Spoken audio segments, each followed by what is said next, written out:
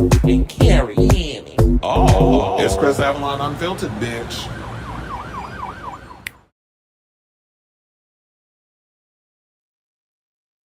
Hey y'all, welcome and happy Wednesday. Almost forgot what day it was. It's your boy Chris Avalon. Welcome to a brand new episode of Chris Avalon Unfiltered. I'm sure we basically talk about all things going on in celebrity news, pop culture, and hot topics, and even we may get a little political on the show. So that's a show for you. Definitely stick around because we have quite a few things to spill today, including we got to talk about Superman during week 2 and how much coins hotters they're going to be making up against we got the Smurfs and I Know What You Did Last Summer coming out, so we're going to talk about that. Plus we got our Zelda and Link. The live action movie has their, as I said, their live, their Zelda and their Link for the Legend of Zelda live action movie. We're getting into that. Plus Netflix might be raising their prices, and my question to y'all is, would you actually pay more for Netflix?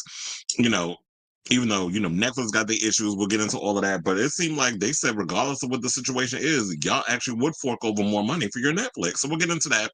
Plus, Nicki Minaj is going in and letting have on SZA. Some people think she out here scared of Beyonce because she don't want that wrath in the beehive over, something that she posted that people are alluding to was some shade thrown at Beyonce. So we'll get into that whole situation. Plus, Diddy out here trying to rehabilitate himself by taking therapy up in the prison. So we'll get into that. I'm going to say if whether or not I agree with it or if it's a grift or whatever all that is. Plus, Azealia Banks out here leaking peen pics. The peen pics of Conor McGregor, yeah, they all over the internet. So I'm sure if y'all haven't seen it by now, then y'all need to Google schmoogle so that way we could, entertain ourselves as a class while we look at it. So yeah, we have that. And then she went in and made some comments, and Conor's out here unbothered. James DeBarge apparently is still out here teasing. Well, he's talking about his past marriage to Janet Jackson, and he's also out here teasing that they had a child together. So he's keeping that rumor alive. Plus, we got some tea. Gwyneth Paltrow has a new book coming out, and they talking about that in the book it reveals why she and Madonna are no longer friends. We'll get into that. Ariana Grande, people out here thinking that she quit music. Well, she has responded to those rumors, so we'll get into that.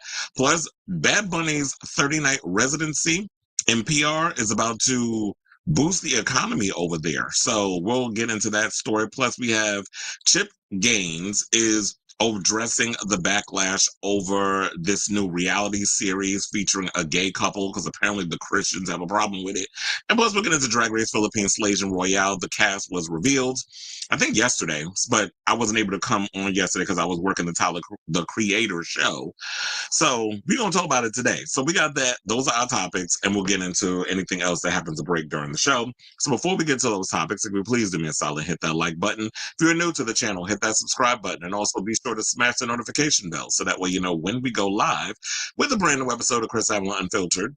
I'll also be putting in timestamps when the live stream is over, so that way those who want to just come in, who watch the playback later on, could just skip right to the topics at hand instead of having to sit through all the banter that we do during this live chat. So let me fix my camera. I had to extend the show. Initially, I was going to come on like earlier, but I started developing technical difficulties. My camera all of a sudden kept going in and out. My mic went off. I lost my intro. I'm like, what the hell is going on? I said, you know what? The tech gods was trying me, but you know me. I will find a way to work around something. And lo and behold, I fixed it. I don't know how I did it. I just be, doing things off of winning a prayer. But anyway, so excuse me. Let me hit my banner. And let's get into topic number 1. I do see that we have comments and stuff coming in. We'll get into that in a second. In the meantime, let's get into our first topic, which is, Superman did fairly well, as y'all know, last week when it opened up when it, came out over the weekend. It brought in $125 million. It did gross more at the opening weekend box office than Man of Steel. I know the Snyder Bros are still pissed off about it. It is what it is. So look, y'all have y'all successful movie. Just enjoy that for what it is. But yeah, so the 3-day launch, as I said, it brought in $125 million. Warner Brothers, what is it? Peter Safran, James Gunn, David Zaslav, excuse me, the whole lot have had reason to pop the bottles and just celebrate. And plus, they've had a lot of really big successes this year with Minecraft and Sinners and a bunch of other movies that came out. And what was it? Final Destination, Bloodlines. There's been so many great movies that have come out this year so far from Warner Bros. Yeah, they've had their misses, but the hits, as I said in my last story about this, outweighed the misses. And you always want more, you know, balls hit out of the park, more home runs than, no home runs. So, a lot of people were wondering in week 2, how well will it do? That should they be shaking in their boots because they're about to go up against the Smurfs? And I know what you did last summer. Well, please, we all kind of looked at it as like, they don't have anything to worry about. Now, the big question remains is, how well will it hold up against Fantastic Four, which comes out next week? And I think at that point, the MCU will start to move in, but they're going to have to move, DCU is going to have to move out of IMAX, and the MCU gets to move into IMAX. So they get to have their little IMAX screen and stuff. So they got to accumulate all this money within the next 2 weeks. And then hopefully within week 3 and beyond, they'll be able to sustain some sort of number. But yeah, it's bound to fall off at one point. And I'm going to get into like the overall budget because I gagged when I saw that number.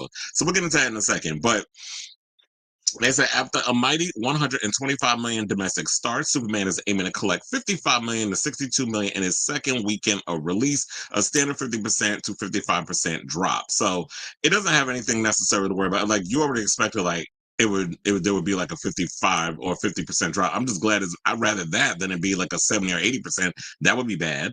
And they said so far the film has earned 155 million domestically and 250 million globally. Solid reviews and positive word of mouth should help the comic book adventure stick around during the competitive summer movie season. But Superman requires some serious box office staying power to qualify as a true blockbuster. That's because there's more writing on Superman than just earning back the film's mega $225 million production budget. Yes, it cost $225 million to make, and that's not even adding in the marketing costs. Because have y'all been paying attention like how they've been marketing the hell out of this movie? I can imagine they probably spent another $200 million on the marketing alone, especially like having the whole flag up underneath the was it like the monument in Paris? Like I was seeing all kinds of crazy stuff they was doing. The billboards, of course, that you do in Times Square. I'm sure that costs a mint. So, and a lot of the big promotions that they've been running around doing and traveling all over the world promoting this movie. So that Warner Brothers, forked over a hefty amount of cash to promote this film, and I'm sure it'll make its money back. Now, this is the superhero reboot starring David Cornsweet as the Man of Steel and Rachel Brosnahan as Lois Lane, has aspirations to reset the DCU. The Warner Brothers' own comic book brand has long struggled to match the commercial success and consistency of Disney's Marvel Cinematic Universe.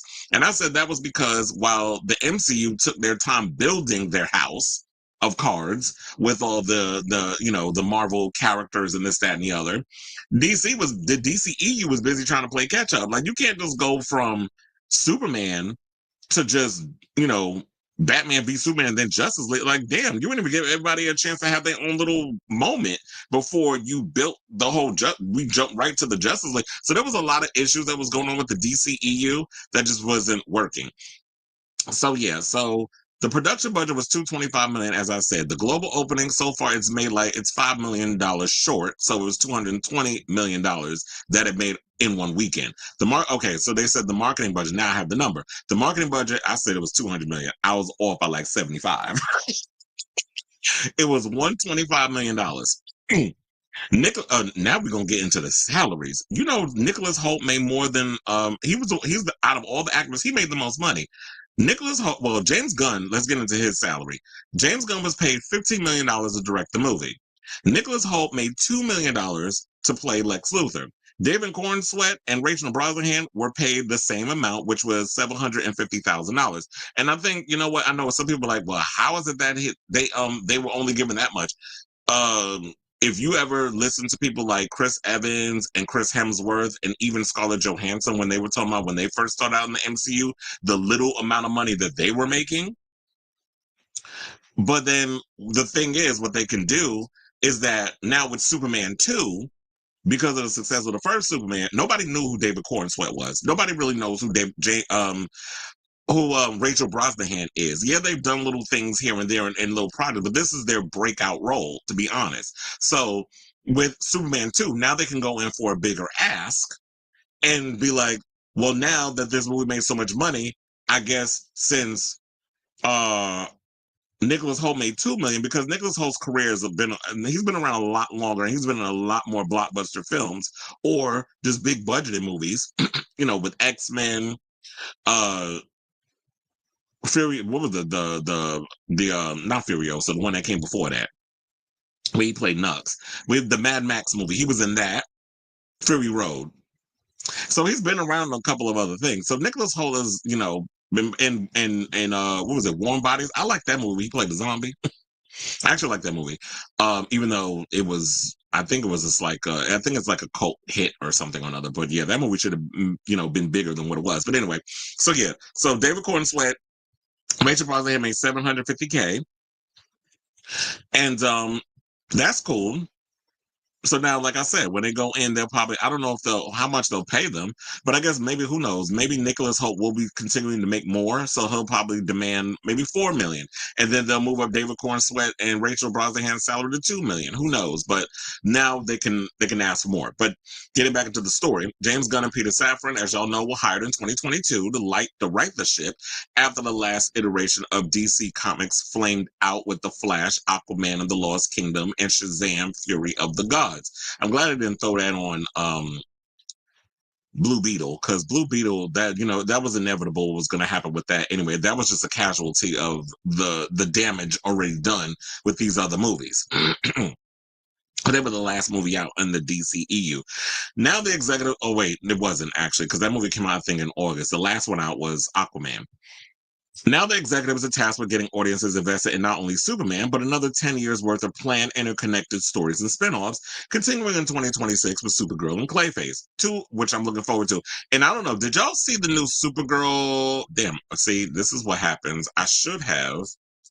Um, I should have actually thought about bringing it up. Did y'all see the new image for Supergirl? I actually liked it. Hold on, let me go and see if I can go to. I'll go to, oh God, why is it the minute I open up this thing, I gotta come on this idiot in chief. Let's go to James Gunn's, because I think he might have it over on Instagram, on his Instagram page. He has to have it over there because he promotes everything on that damn channel or on what he's doing. Yep, it's there. I know it. Hold on as I pull that up. If I can remember, I was like, I'm actually forgetting how to do my own damn show. Because I told you, it's like StreamYard's got new buttons. So I got to sit up in here and try to figure out where the hell everything is. Okay, so yeah, there it is. And so that's the new poster that is supposed to be for Supergirl. While we have Look Up with Superman, we have Look Out for Supergirl, which actually was like, okay, that's cute. Where they're going, and then she's got on the coat with her Supergirl outfit on. And if you've seen the movie, you already know what this image alludes to.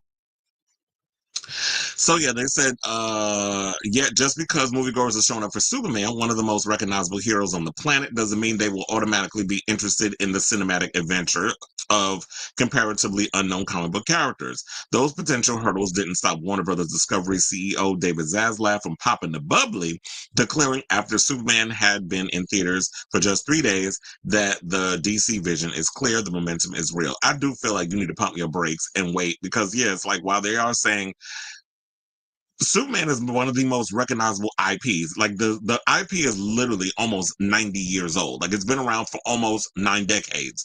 So everybody mama knows Superman. But I think, like, you need to pump your brakes, just hold your horses. I mean, you can pop your bubblies. Pop, like, out of the 5 bottles of champagne, pop like 2 of them. Pop the 2. So that way, then when we get around to the other movies that come out, and when we see those numbers go up, and when you can sit up there and say, yeah, these films pretty much have brought in more money than the Snyderverse, then y'all can have reason to celebrate. But, you don't want to put the cart before the horse, I guess is what they say. So Superman won't have direct competition this weekend because Smurfs and I Know What You Did Last Summer are targeting different audiences. However, Superman could face major headwinds the following weekend, as I stated, because the Fantastic Four First Steps lands on the big screen in July 25th. And I just heard the news that came out that they cut, damn, who was it? Let me go to my Facebook because I did post it. I think it was Ben Kingsley as a part. Was it him? No, it wasn't him. Ben Kingsley played was in Iron Man 3. Once upon a time, John Malkovich, he was supposed to play Red Ghost, and they cut his scenes from Fantastic Four. They said it was heartbreaking not to include him. So I guess maybe his scenes didn't work for what they were trying to do with the movie. Similar to how I just heard that Nicolas Chavez, who was supposed to, was one of the Menendez brothers, was supposed to be in I Know What You Did Last Summer. And if people are wondering why y'all don't see him in any of the promos or whatever, is because his scenes were cut. So they're not even including him in the new movie, which is unfortunate. So yeah, they have that to worry about. Now, speaking of I Know What You Did Last Summer, we can talk about that one right now. So they said that I Know What You Did Last Summer could secure the strongest start among newcomers with projections of 15 million to 17 million.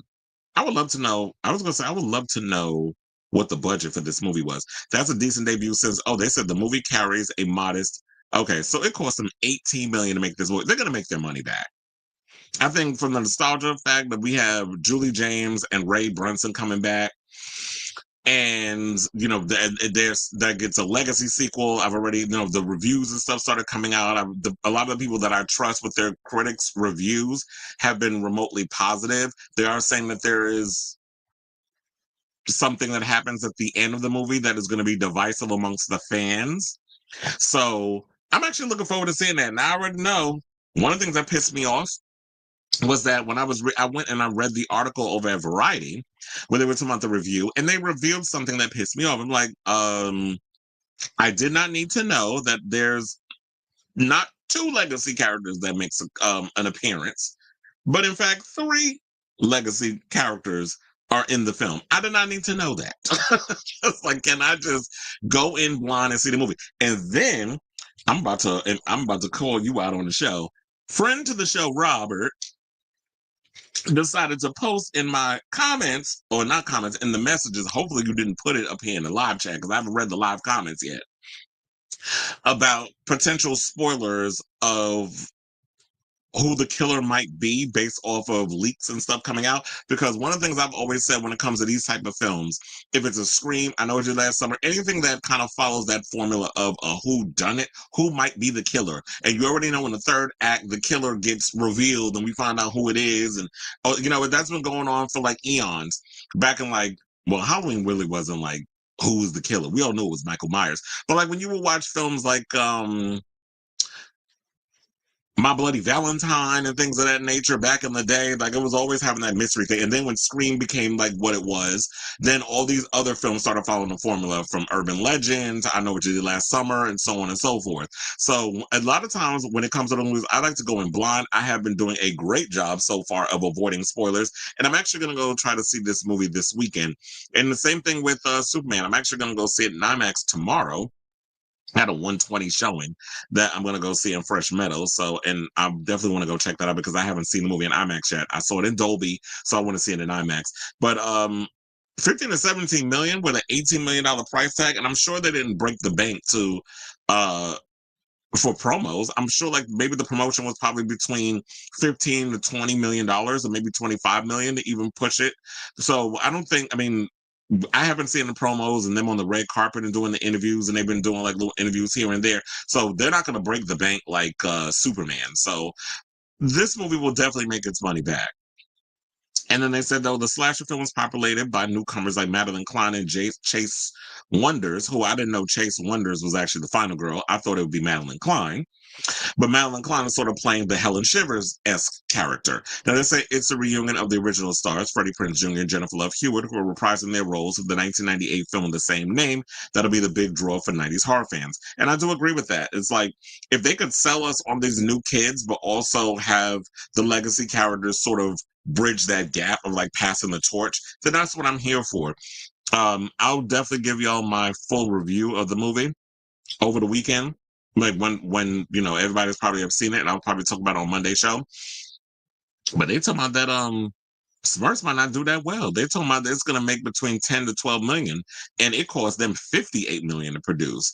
And just because y'all got Riri up in there, who pregnant again, that don't necessarily mean that she's going to be a draw to the films. Because was she a draw when y'all went when they put out Battleship? That movie was a huge flop. So yeah, I mean, I think we pretty much all knew that Superman, almost forgot the damn name of the movie. We all got to know that Superman wasn't going to have any competition at the box office this weekend. Like I said, they all are hitting off different demographics. Families are going to go see Smurfs. But at this day and age, with so many movies out with Lilo and Stitch and what was the other one? How to Train Your Dragon, so many other things that's clamoring for the kids' attention. I think parents are still trying to have their wallet recover. So they're like, I ain't even trying to, like, who was, y'all really, what kids out there really caring about some damn Smurfs? Like, I don't even think, like, I grew up on Smurfs. This new generation, I don't know if they care about the Smurfs. So, I don't see that doing all that well at the box. So y'all could have just released that straight on streaming, to be quite frank with you. But I know what you did last summer. You know, us horror fans, we're a loyal bunch. So they were definitely going to go and support that movie when it comes out. So I definitely want to hear from you guys. What do you think of this story in regards to this news about Superman?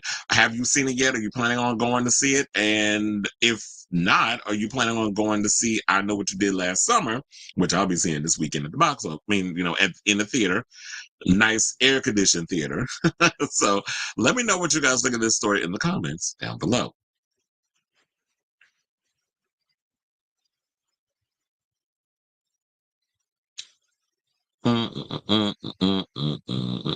Happy Wednesday. It said, how was Tyler's concert? I used to be a fan, but I never cared enough to. Well, Cornucopia, isn't that the name of the album?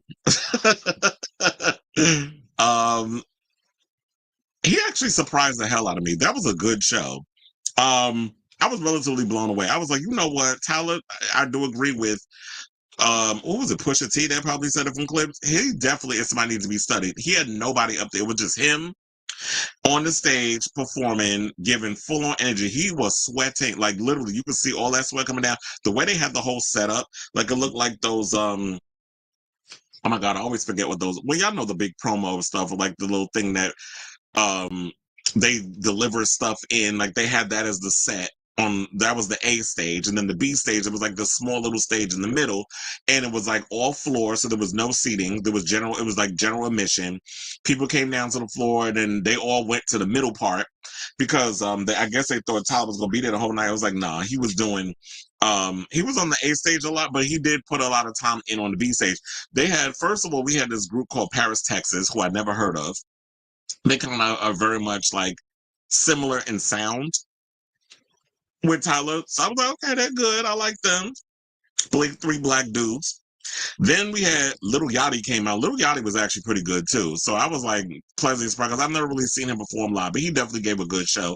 And then Tyler came out. First of all, everybody was on time. So that's what I liked about that show. Like Tyler came out about 9:30 and they said he'd be done by 11:05. He was actually done at 10:55. So um when he came out, like it was, you know, the stage rises up like this thing that has closed like a curtain, but no, it just like moves up, and then there's flames, and there was pyro, and it was fireworks. I'm like, it's indoors, and sparkles, like it was just a lot happening, and you know, with the music, and then there's a sequence where he starts pulling out records, and he was showing like the clips, and then even gave them a shout out because Pusha T was in the audience actually, he was there last night, and they even showed Solange record. First of all, you know what really made me really have do like the utmost respect for him?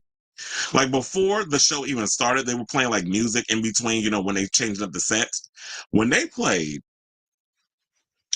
a Khalees track from Wonderland, I was like, bitch, first of all, respect. And which one? I'm trying to remember what oh my god, I totally forgot the name of it. And I had it it wasn't, no, Caught Out There was on the first album. But it was like, see, now I gotta Google Khalees, and you know, her Wonderland album that was never released in the United States, so I had to buy that on import. Young, fresh, and new. I don't know why I cannot remember that goddamn song, but yeah, they play that song, and I'm like, wait a minute now, now y'all been here, but I always forget that Pharrell has always been one of Tyler's inspirations, like sonically, and then the clips, the way they rap, and a bunch of other things. So he's always kind of been out there. That was where the buses are run. I actually like that. Like, embrace the weird, especially if you black. A lot of the kids was dressed up. They had a little blonde wig on and all this other stuff. Speaking of which, I did not realize how many kids are actually Tyler fans. There was a lot of kids there last night. And I'm sitting there thinking, like, I thought maybe it would be people in their 30s or something or another, late, like early 40s. That's what I thought. There was a lot of kids there, like little kids that had to be like teenagers. And then there was these two kids that was in the front row. First of all, he was in the wrong seat. I think they snuck in my section, but I got rid of them. I'm like, wait a minute, y'all coming to be like parent? I don't understand parents. Y'all be letting y'all kids go to concerts by themselves. And this little boy was like, this is my first concert. I'm like, and y'all out here by yourself? Where your parents at? Then it was parents that actually will brought their kids to the concert. So I actually like that. And then there was a situation that happened in my section, because where I was put, which I actually liked the section I was in, there was a camera crew on the right-hand side, so a lot of the seats were obstructed, but there was a mistake that happened with a group of 4, and this kid who went and got the tickets brought his mother, his sisters, and stuff with him. They got upgraded to the floor, so they were really thankful for that. So I was like, oh, I did my big one for the day. But nevertheless, the concert was awesome. If y'all have a chance to ever actually check out his show, definitely check it out. It was like literally a rock concert. And I'll be sitting there looking at it like, none of these kids of this generation performs like he performs. Like, he didn't need background dancers. He didn't need any of that stuff. Like, he literally told the story with the show. He rapped a lot of his songs. He got up there. He was dancing. The fire was going off. Like, it was a lot of crazy. Then there's like a bridge that comes down, and he crosses over the bridge, and he's like on there doing the show. Y'all could probably go on Twitter or whatever and see a lot of the clips. And then he's like dancing across the stage. The bridge had lights and stuff on it, so it would light up at certain points. He was doing his little Michael Jackson moves. And then there's like the B stage actually had a riser underneath, so when he would have to get on it, it would rise up. He would go on it. Then these screens would come down on the sides that would embody a house. And then when it would rise down to the ground, then it would be like, we would go in the house, and that's where he pulled out the vinyl, and then started kind of like giving people like that musical history of his inspirations and stuff. So he's like Roberta Flack. He's pulling out, a lot of the people that got Sly and the Family Stone. I'm like, this little boy, let me find out. And that's what I love. I love when the newer generations of people know their shit when it comes to the music, and they start pulling out the classics. Like, they start pulling out people that I guess was like they grew up on that. So I hate when that overall attitude where people are like, that's old people music, that's before my time. I'm like, okay. But people like Tyler take their time to actually educate themselves on the history of music, soul music, hip hop, whatever the case is. And I believe, if I'm not mistaken, he was in the studio a couple of weeks ago, like last month, with Salon. So they might be working on something together. So yeah, overall, I say all this to say, but I guess you pretty much know I like the show, and it's been a while since I've seen a concert. I was like, okay, I'm thoroughly impressed, and it just goes to show that when it comes to a hip hop concert, it is possible that you could do more than just standing around and rapping your songs. Like, you could really put a lot of effort and creativity into your show. And so I saw the poster for the new Wicked movie last weekend. Yeah, I saw it too. I was like, okay, whatever. I wasn't that impressed. But I said Matthew Redman drank Gwyneth Paltrow saying for a narcissist, she has room to talk. Okay. Uh-huh. Here we go with the you putting a spoiler in the comments. It said, I'm seeing I Know You Did Last Summer this weekend, as am I. Yeah, with the popcorn buckets, the Funko Pops, the plush. Yeah, there's always stuff that too many things that they just keep trying to put up in there or whatever, like all these buckets and the Funko Pops and this and this. When it comes to the introduction of Nicki, quote King of Reeds saying the shish kebabs. You know what? Adrian expression was cracking me up because he kept referring to her as wig. So that's why I was laughing at him earlier when he was talking about her. I was like, it's the wig for me. Because it reminds me of Nene Leakes calling Kim Zolciak by wig. I think Nicki was afraid Beyonce she wouldn't talk about her husband. First of all, everybody knows Beyonce is not going to respond to anything anybody says. And I've always said this for the longest. The best thing to do is not say anything, because when you out here lashing out and crashing out, you looking crazy. And that's what a lot of the pundits have been saying. Is like, oh, she been lashing out and all this other stuff lately. She was out here like she's out here looking crazy in these streets. And so that's kind of always been Beyonce's MO. Hence then when her mother jumped on the line, I think Beyonce get mad. It's like, girl, stop talking. Saying I don't need you windmilling hard for me. And then Tina like, but I'm your mother. I can't be out here letting these bitches be out here talking about my child. And Beyonce, do you think I'm bothered by what these hoes be saying? Beyonce is not bothered. She out here living her best life and trying to get them damn things that got stolen back from them butch queens out in Atlanta. That's what she trying to do, get that music back. And them drives, they were hoping the Blue Beetle that it would have the impact on. Yeah, it didn't. A lot of people didn't go see it, because when I went to go see it, the theater didn't even have a lot of people in it. And I saw it in Dolby, so it was like at least probably a good 6 people there. It's like 2 levels. Someone said they should have Helen Slater. The funny enough, who knows, they might actually do it, since I did hear, and I didn't even see it. Somebody told me Michael Rosenbaum made a cameo in Superman. I may have to well, I'm going to go see it tomorrow, so I'm going to look for him. And then Christopher Reeve's son actually has a cameo in the new Superman. So who knows, they might actually bring her in there. I'm like, wait, is Faye Dunaway still alive? I don't know. I'm like, they could have brought her back for a cameo, but no. And it's funny because one of my friends was saying, and she up in that movie still doing Joan Crawford. And she literally was doing her Joan Crawford impression in that damn movie. Because I watched it the other day, because I hadn't seen it in eons. My friend Josh was telling me they did a series for I Know. Yeah, they did. Nobody watched it. That's why they canceled it. and then they made a movie. No, I think it was one movie. It's called I'll Always Know What You Did. Last summer, that movie, nobody even tries to count that one. And I Know What You Did Last Summer, the show, I didn't care enough to check it out. I just thought it would probably be a little too like the MTV Scream show. I didn't like that either, because I was like, let me give this show a chance. First of all, I hated The Mask. That was what immediately turned me off from that show. And then it was on MTV, so I was like, what are y'all basically gonna give us what they gave us with Chucky? And that Chucky series was terrible too.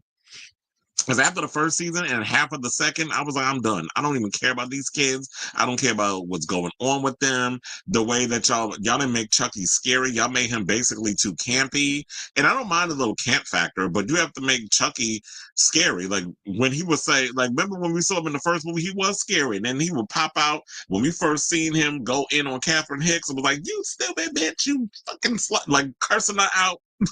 All that stuff while he pulling her hair and biting her and all this other stuff. Like, that's what I need Chucky to go back to. I don't need Chucky out here with a stupid little knife stabbing people and then deliver some stupid one-liner like he's Freddy Krueger in like the later films. That doesn't work for me. And it's like y'all teeter too much on the camp and not enough on the scares. And it being on the Sci-Fi Channel, I just felt like the show, they ruined the show for me, which is why, like I said, I only watched like a season and a half.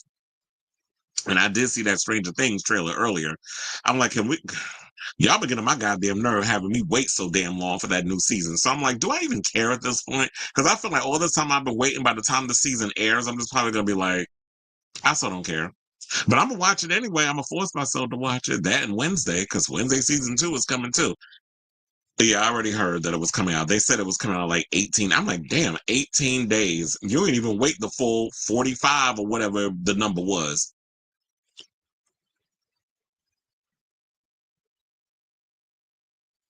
Well,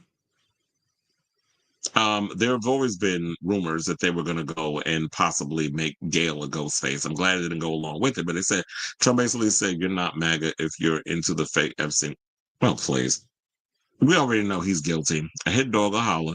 Looks like a Brat tribute album is coming to celebrate 1 year anniversary, and I read articles that Charlie changed the music stars today. Like it's not about being relatable.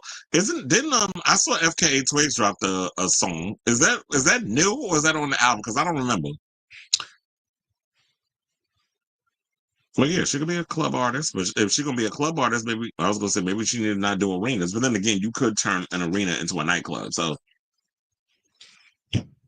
That will work. Pusha T just dropped the collab album, and the needle drop gave it a perfect 10, which is incredibly rare for him. He gave Brad a 10 as well. I don't listen to hip hop as much anymore, but I still love it. Yeah, I don't either. But there's only like certain artists that that would get me like back into wanting to listen to the to hip hop and stuff again. Like you got to be willing to step outside the box. Like I don't want that same old, because it's funny when I was working the Tyler the Creator show, they were like, one of my coworkers was like, give me that old school hip hop, and I was like, yeah, that's tomorrow, which is today, because Wu-Tang is performing tonight. And I was mad that I didn't get that shift. I could have went in for it, but I was like, I'm gonna give y'all a show instead.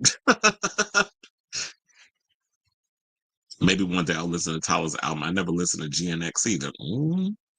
Not Nickel. Is that what we're referring to as Nicki? Nickel?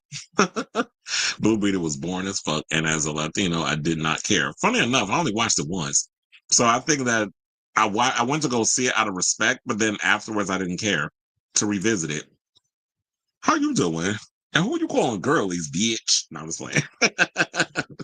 FKA Twigs issued it. Oh, okay. So that's what it is. It's so deluxe, meaning it's a new song. Because I haven't heard the song yet. I just saw that when I was putting the show together, that the video is on YouTube. So I just put it in my queue. So I'll check it out later. But anyway. Okay, y'all, let's get back into the show. Let's talk about this Legend of Zelda news. So, there's been rumors going around, like a lot of people saying they thought it was going to be Hunter Schafer was going to be up in the movie playing Zelda, but no, man, Pam. They already got their new Zelda, and it's not Hunter Schafer. And I actually thought that she'd make a great Zelda, but after seeing the cast, I was like, okay, I definitely see it. You know who this girl looks like? Don't she remind you of Elon Musk's daughter, Vivian? That's what she kind of looks like. She definitely gives like elf tease. So this is a pretty good, based on the pictures, this looks like a pretty good casting. I remember some people saying they wanted Tom Holland. Look, we can't put Tom damn Holland in everything. He's doing Spider-Man. Y'all want to put him as James Bond? I'm like, damn, can other people have a part in Hollywood? He ain't the only one out here acting.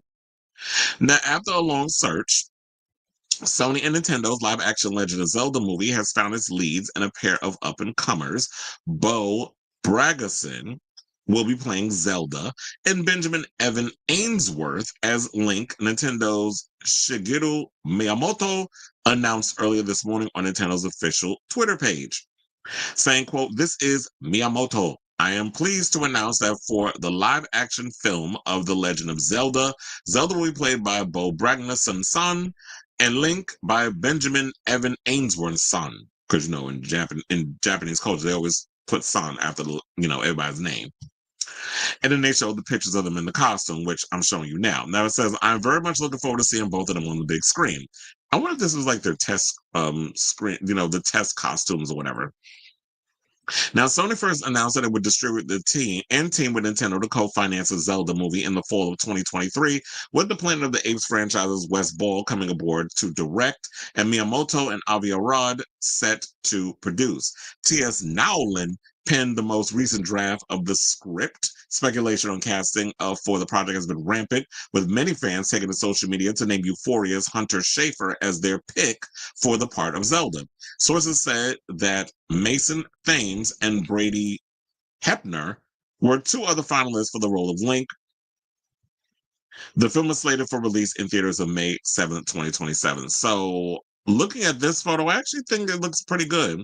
I'm not familiar with any of them and what they've been in, but it does, according to the story, which was from Deadline, they said that Bragason had previously been in a film called Censor, which is a horror film from Prano Bailey Bond, and the film The Bradleys from Eros Lynn, as well as series like Renegade Nell. So they're pretty much known outside of the United States. Now, they said that she's going to be seen in Prime Video's young adult drama series Sterling Point from my old ass breakout Megan Park. As for Ainsworth, his past credits include Pinocchio, The Haunting of Bly Manor, and Everything's Gonna Be Great, to name a few. So they're pretty much relative unknowns.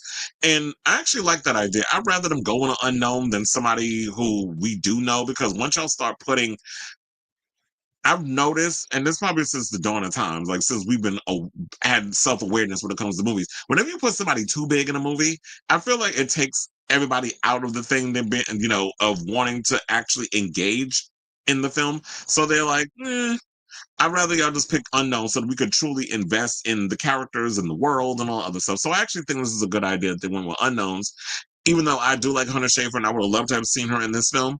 But I'm kind of glad they went with unknowns. Now, another thing too, because since we talking about video games and adaptations, the official trailer for Mortal Kombat 2 comes out tomorrow, so I'm looking forward to that. They already posted up a little trailer for this fake movie this fake trailer. I've been going like the Grindhouse route with Johnny Cage, like an action movie that he did, and you can clearly see it's not him, it's a stunt double.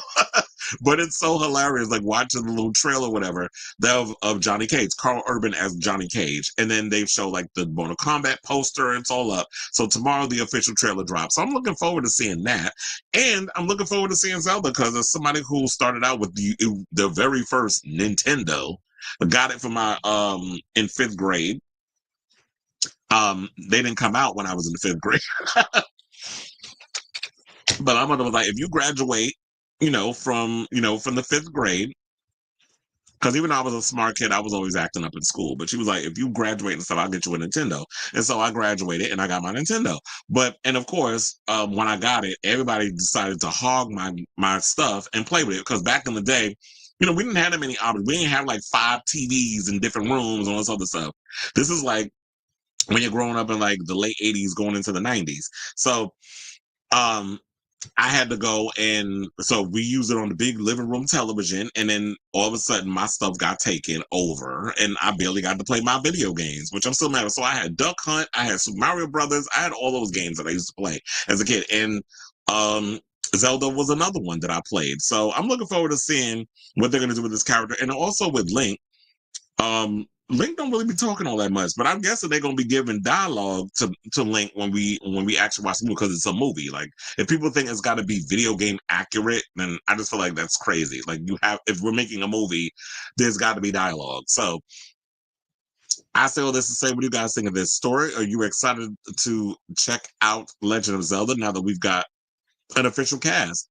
Oh, well, the 2 main casts. We don't know who everybody else is going to be in the movie, but we got the 2 main cast of characters casted. Say that 10 times fast. So let me know what you guys think of this story in the comments down below. So let me close that window and let's see what the people are saying. Not poor Hunter Schafer. She'll be fine. He said that the homosexuals wanted Hunter Schafer, but Hollywood and conservative America didn't. Link is blonde in the games, and that man is brunette, but whatever. Well, maybe they'll dye his hair. Who knows? They look young. Hunter Schafer would have been great. Yeah, and that's why I think what it was, too.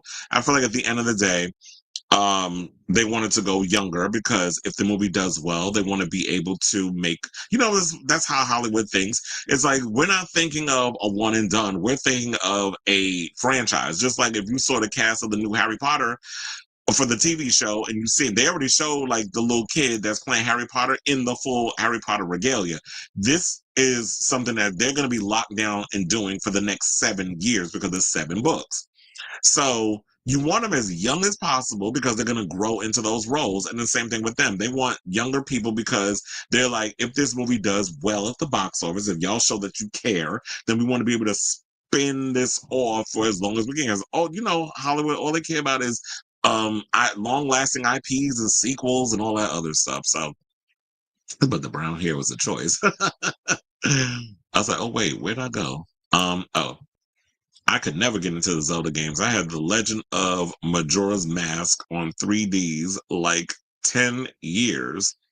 Oh, 10 years ago. But I was so confused. There was so that was another thing too. It's like I'm gonna be honest, I agree with you on that.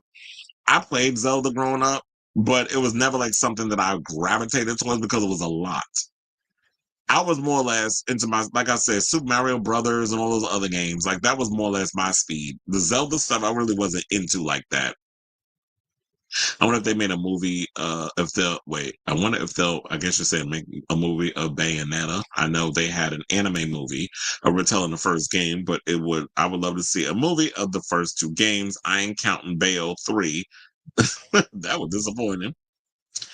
But we'll see what they plan on doing. The one thing I am looking forward to is Zach Kreger's interpretation of Resident Evil, because he said that he's not going to follow the games to the T, which of course people piss people off. But me, upon reading his review, like I mean his interview where he was saying, I trust in him that he's gonna, like, you're not gonna know who follows exactly to the T a video game and you're adapting in a movie. That's impossible. You can't really do that. So I'm actually looking forward to seeing what it look. It can't be any worse than the Welcome to Raccoon City and them ones with Mila Jovovich and her husband. So, although I will say, the original Resident Evil movies, those are a guilty pleasure. I get enjoyment out of watching those cheesy films. So he said, man, so no, people aren't feeling it. Nancy said that they love the Zelda games, and Onyx says the Nintendo Cinematic Universe would be perfect. Mario, Zelda, Kirby, and Samus as Phase 1, and Super Smash Bros. As their ending. Funny enough, aren't they coming out with another Super Mario Brothers movie? I think Chris Pratt is doing it. I think they just announced that they're doing a sequel. Oh, well, yeah. I guess when you were younger, you don't have the patience. But it's like, yeah, when you get older, you got a little more patience. Not excited for the movie though. Keep it on the consoles. I mean, I'm just looking forward to a trailer. I need to see that first before I jump to any conclusions. I'll definitely watch. I definitely want to try it out again, but I am not getting a Switch too. My Switch is collected. So it was like, you already got a Switch, but you don't even play the first Switch. He's like, why do I need to get another one? I'm not getting another. I'm trying to remember. I'm trying to remember who exactly it was. I think one of my friends wound up getting a. Oh yeah, one of my friends did get a new Switch. My friend David, when I went over at his house, we were playing. I was playing games on his Switch. I'm like, the Switch is cool though. I think he was getting in the process of getting a new one. And I forget where. It doesn't matter. But I remember he was talking about getting a new Switch. I ain't getting a Switch 2 either. I don't even got game. Oh, it doesn't? I thought it would have. First of all, you can't be having people go out and spend money on a Switch if you don't even have games to play on it. Like, I got to get a Switch 2 to play Switch 1 games. Like, no. When it comes to any kind of new console, there has to be a real big reason for me to want to spend money on wanting to get it. Like, there has to be, you got to really draw me in to want to get, you know, that thing. That thing. Okay, now speaking of that thing, child, let's get into this Netflix tea, because apparently they're talking about that, the Netflix, because they love raising their damn prices. So they sit up here asking, would you actually shell out more money for Netflix? Now, 6 months ago, they raised their price. And now they talk about that they may raise it again. And if they do raise it again, that while I guess people be bitching and moaning about y'all raising the damn price, because I just because y'all love doing that with these streaming services. Like, I literally just paid a certain amount of money for Netflix a couple months ago, and then y'all go and raise it 6 months later. It's like, why are we doing that? And funny enough, I just looked at my thing today. I'm like, damn, where does this? Sometimes I don't be keeping track of my bills. I need to. My life is slipping away from me. But I pay $30 a month for the Disney Plus, Hulu, and HBO Max bundle, which is not bad.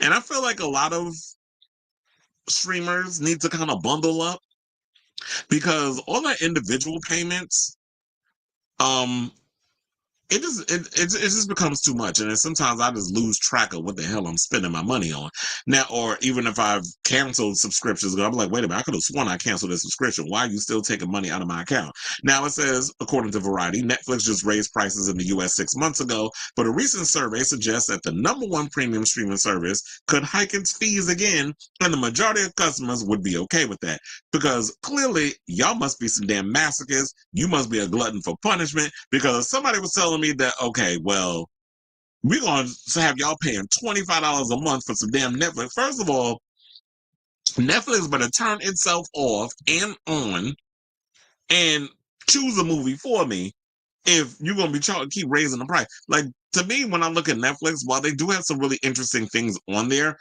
I feel like the way that they go about things, I don't like. It's too many things going on. Trying to figure out what the hell you want to watch. It literally takes me maybe 30 minutes to try to scroll through and like, what am I in the mood for? And then y'all throw stuff up there. You don't make kind of any kind of promos. I hate the way that you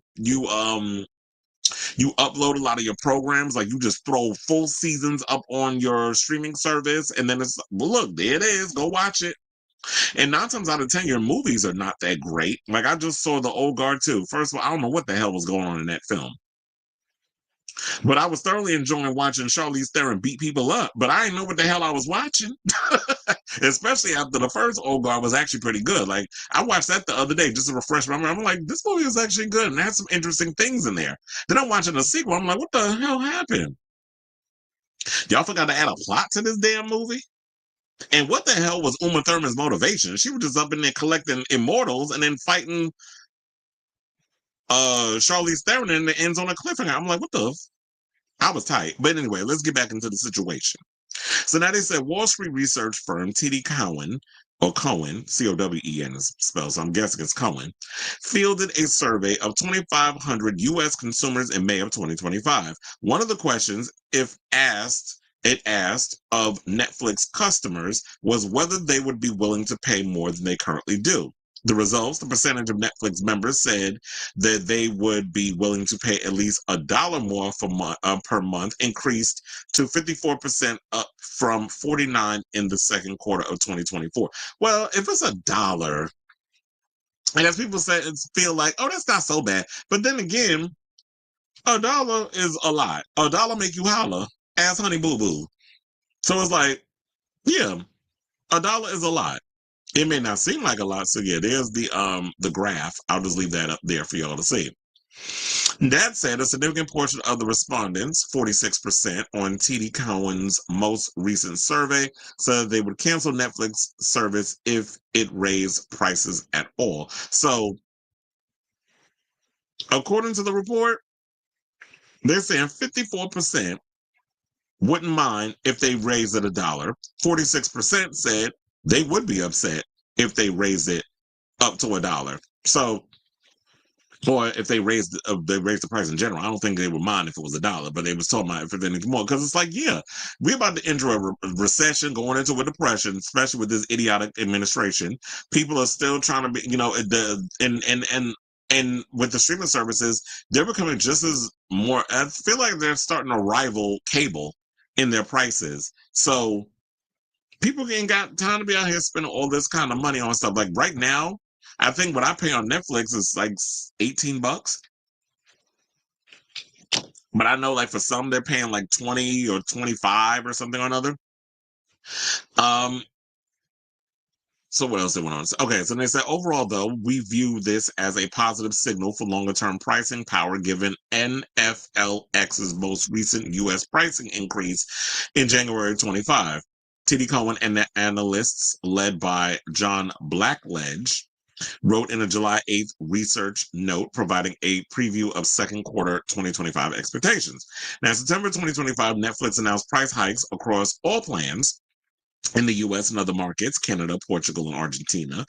That included the standard ad-free plan in the US, which increased from $15.49 to $17. Yeah, exactly. I'm paying $17.99 for Netflix right now, as well as the first increase for which I said $18 for the ad-supported tier, which increased from $1 to $7.99 per month. First of all, I hate ads. I'm that type of person that I will sit and bitch and moan about some stuff, but I hate commercials. I hate ads.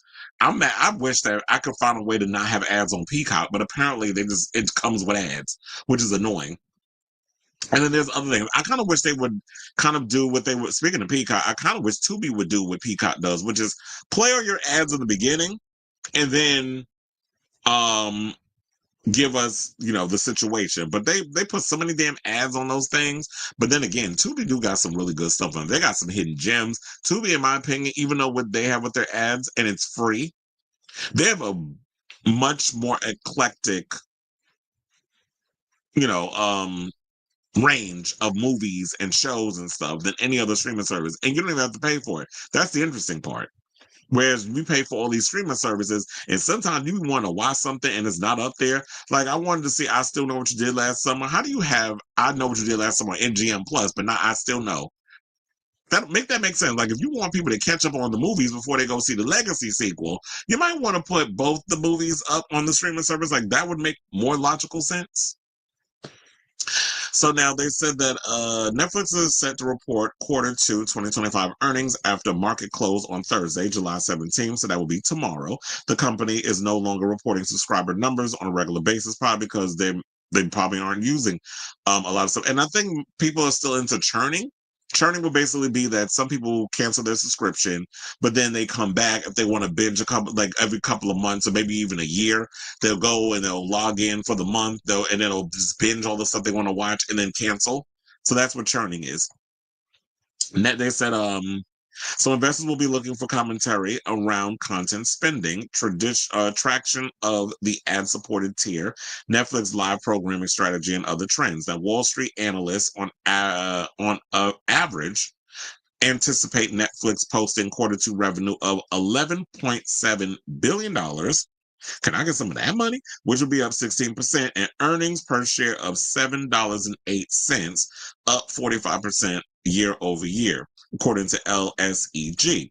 Now, TD Cowen's model forecasts Netflix revenue growing at a compound annual growth, blah, blah, blah, so on and so forth. So here's the thing. For me personally, if it comes down to it, with Netflix, what I will do is I'm spending money. I feel like if it goes up to 20, that's my limit. I'm stopping at 20. If y'all go over $21, $25, hell, I'm done. I'm not spending almost $30 on one streaming service. Like I told y'all, I'm spending $30 right already on a bundle, which would be HBO Max, Disney Plus, and Hulu. That's what I'm paying $30 for. Just those, that bundle. Which I think bundles are way better than the individual prices, because I'm like spending basically $10 for each streaming service, and they're ad free. I had to also check myself because I had to cancel my individual HBO Max subscription, like paying for that, because I didn't realize I was paying for the same thing twice. So yeah, I'm still on the bundle. And I think that more companies need to get into that, because I feel like people will save way more money that way, and it will decrease the churning rather than, people having to pay all these things like $14 for this thing and $9 for this thing. Like there's so many streaming services I belong to. Y'all will gag. So let me go over to my thing and let me tell you what I'm paying.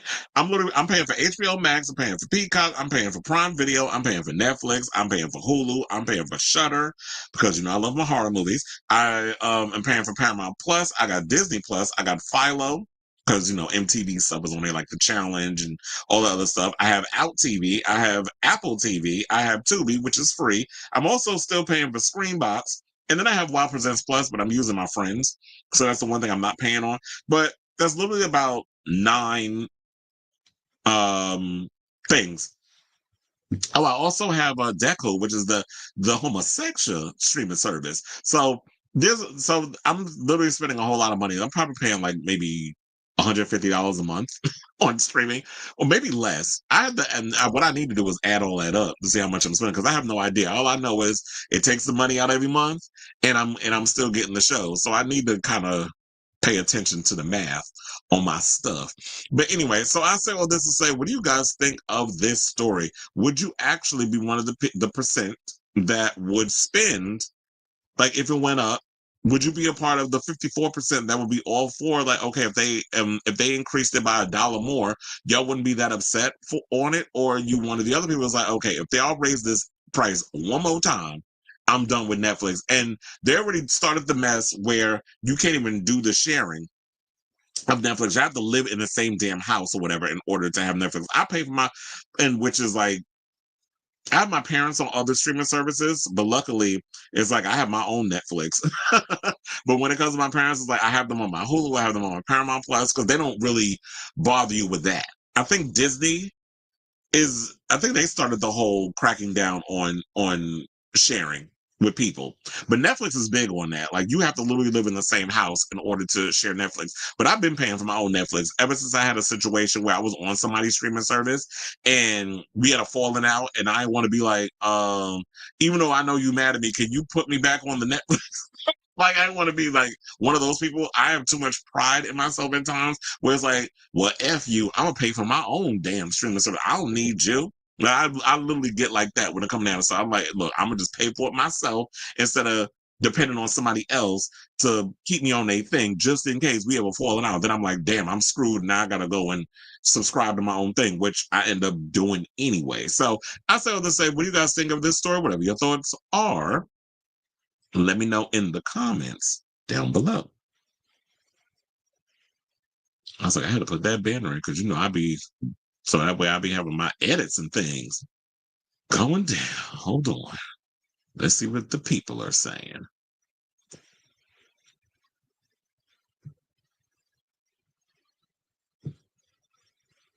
Wait, I was like, did I read this one? Oh, you said I'm not subscribing to Netflix until Stranger Things. See, did I tell you? Churning. Side note, what did you think of the teaser trailer? I liked it. I rolled my eyes when I saw Will Byers, but other than that, that's Zionist. But other than that, I was actually excited for it. I was like, oh, we getting a lot of action. I was glad that we got to see what's the name, sister of the little black girl, because she always cracks me up. But it was glad it was cool to see the whole gang back, seeing Linda Hamilton up in the thing. So it's like, of course, Stranger Things is always played up on the nostalgia factor. Like a lot of people who the Duffer Brothers grew up on, they would put them in the show. From Samwise Gamgee on down, and seeing her up in there, I was like, yeah, we're gonna see Linda Hamilton up in here. So I'm actually looking forward to the new season, but we gotta wait till November. Netflix gets my coin only 3 months a year.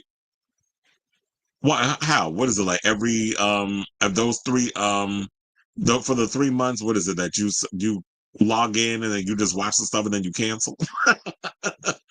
Federal Trade Commission just reversed ruling that click to cancel recurring subscription harder.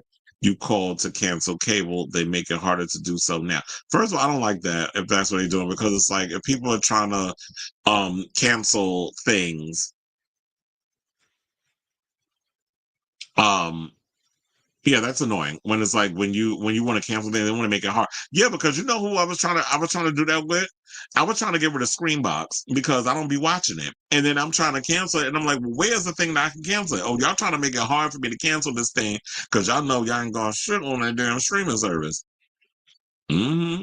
Sailor Mermaid said, now I can't access Netflix through my parents' account due to not being at the home address.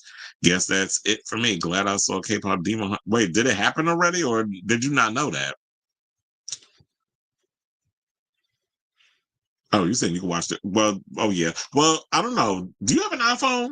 Because I'm like, if you got an iPhone, what you could do is like do the, connect your phone to your if you have well, I think everybody at this point got a damn digital TV. Because sometimes I do that too. Like for some reason, I can't watch Wow Presents Plus on my television because my friend, after I've asked him a million times, could just send me the damn password so I can put it back in the TV.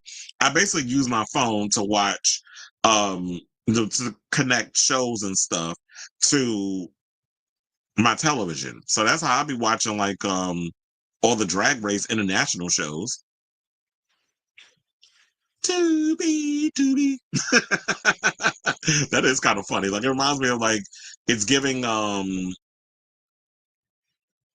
my god, what are those things called? Minions. Like it reminds me of the Minions when it does.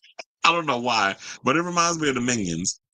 You said somebody got coins. Well, no comment. But yeah, I do be spending way too much damn money on Paramount Plus. Yeah, funny enough, I even got my uncle on Paramount Plus because he was like, my father hits me up and he's like, asking me about it, and I'm like, why? And I guess my uncle wanted to be on it, and then he was like, well, I didn't know if you can. I was like, look, I don't mind putting people on it, so I just put him on there. I don't know if he's watching it because I don't be nosy and trying to pry and see what people got in their whole situation. Like, what? Let me see what they over there. Are you secretly a Drag Race fan? Let me find out. Like, I don't be doing that.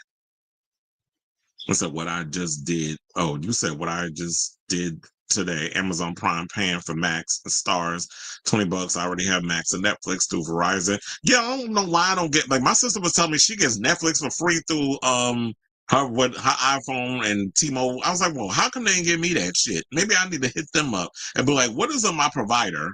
Because why am I paying for Netflix? Like, if I get Netflix through T-Mobile, then y'all should be paying for that.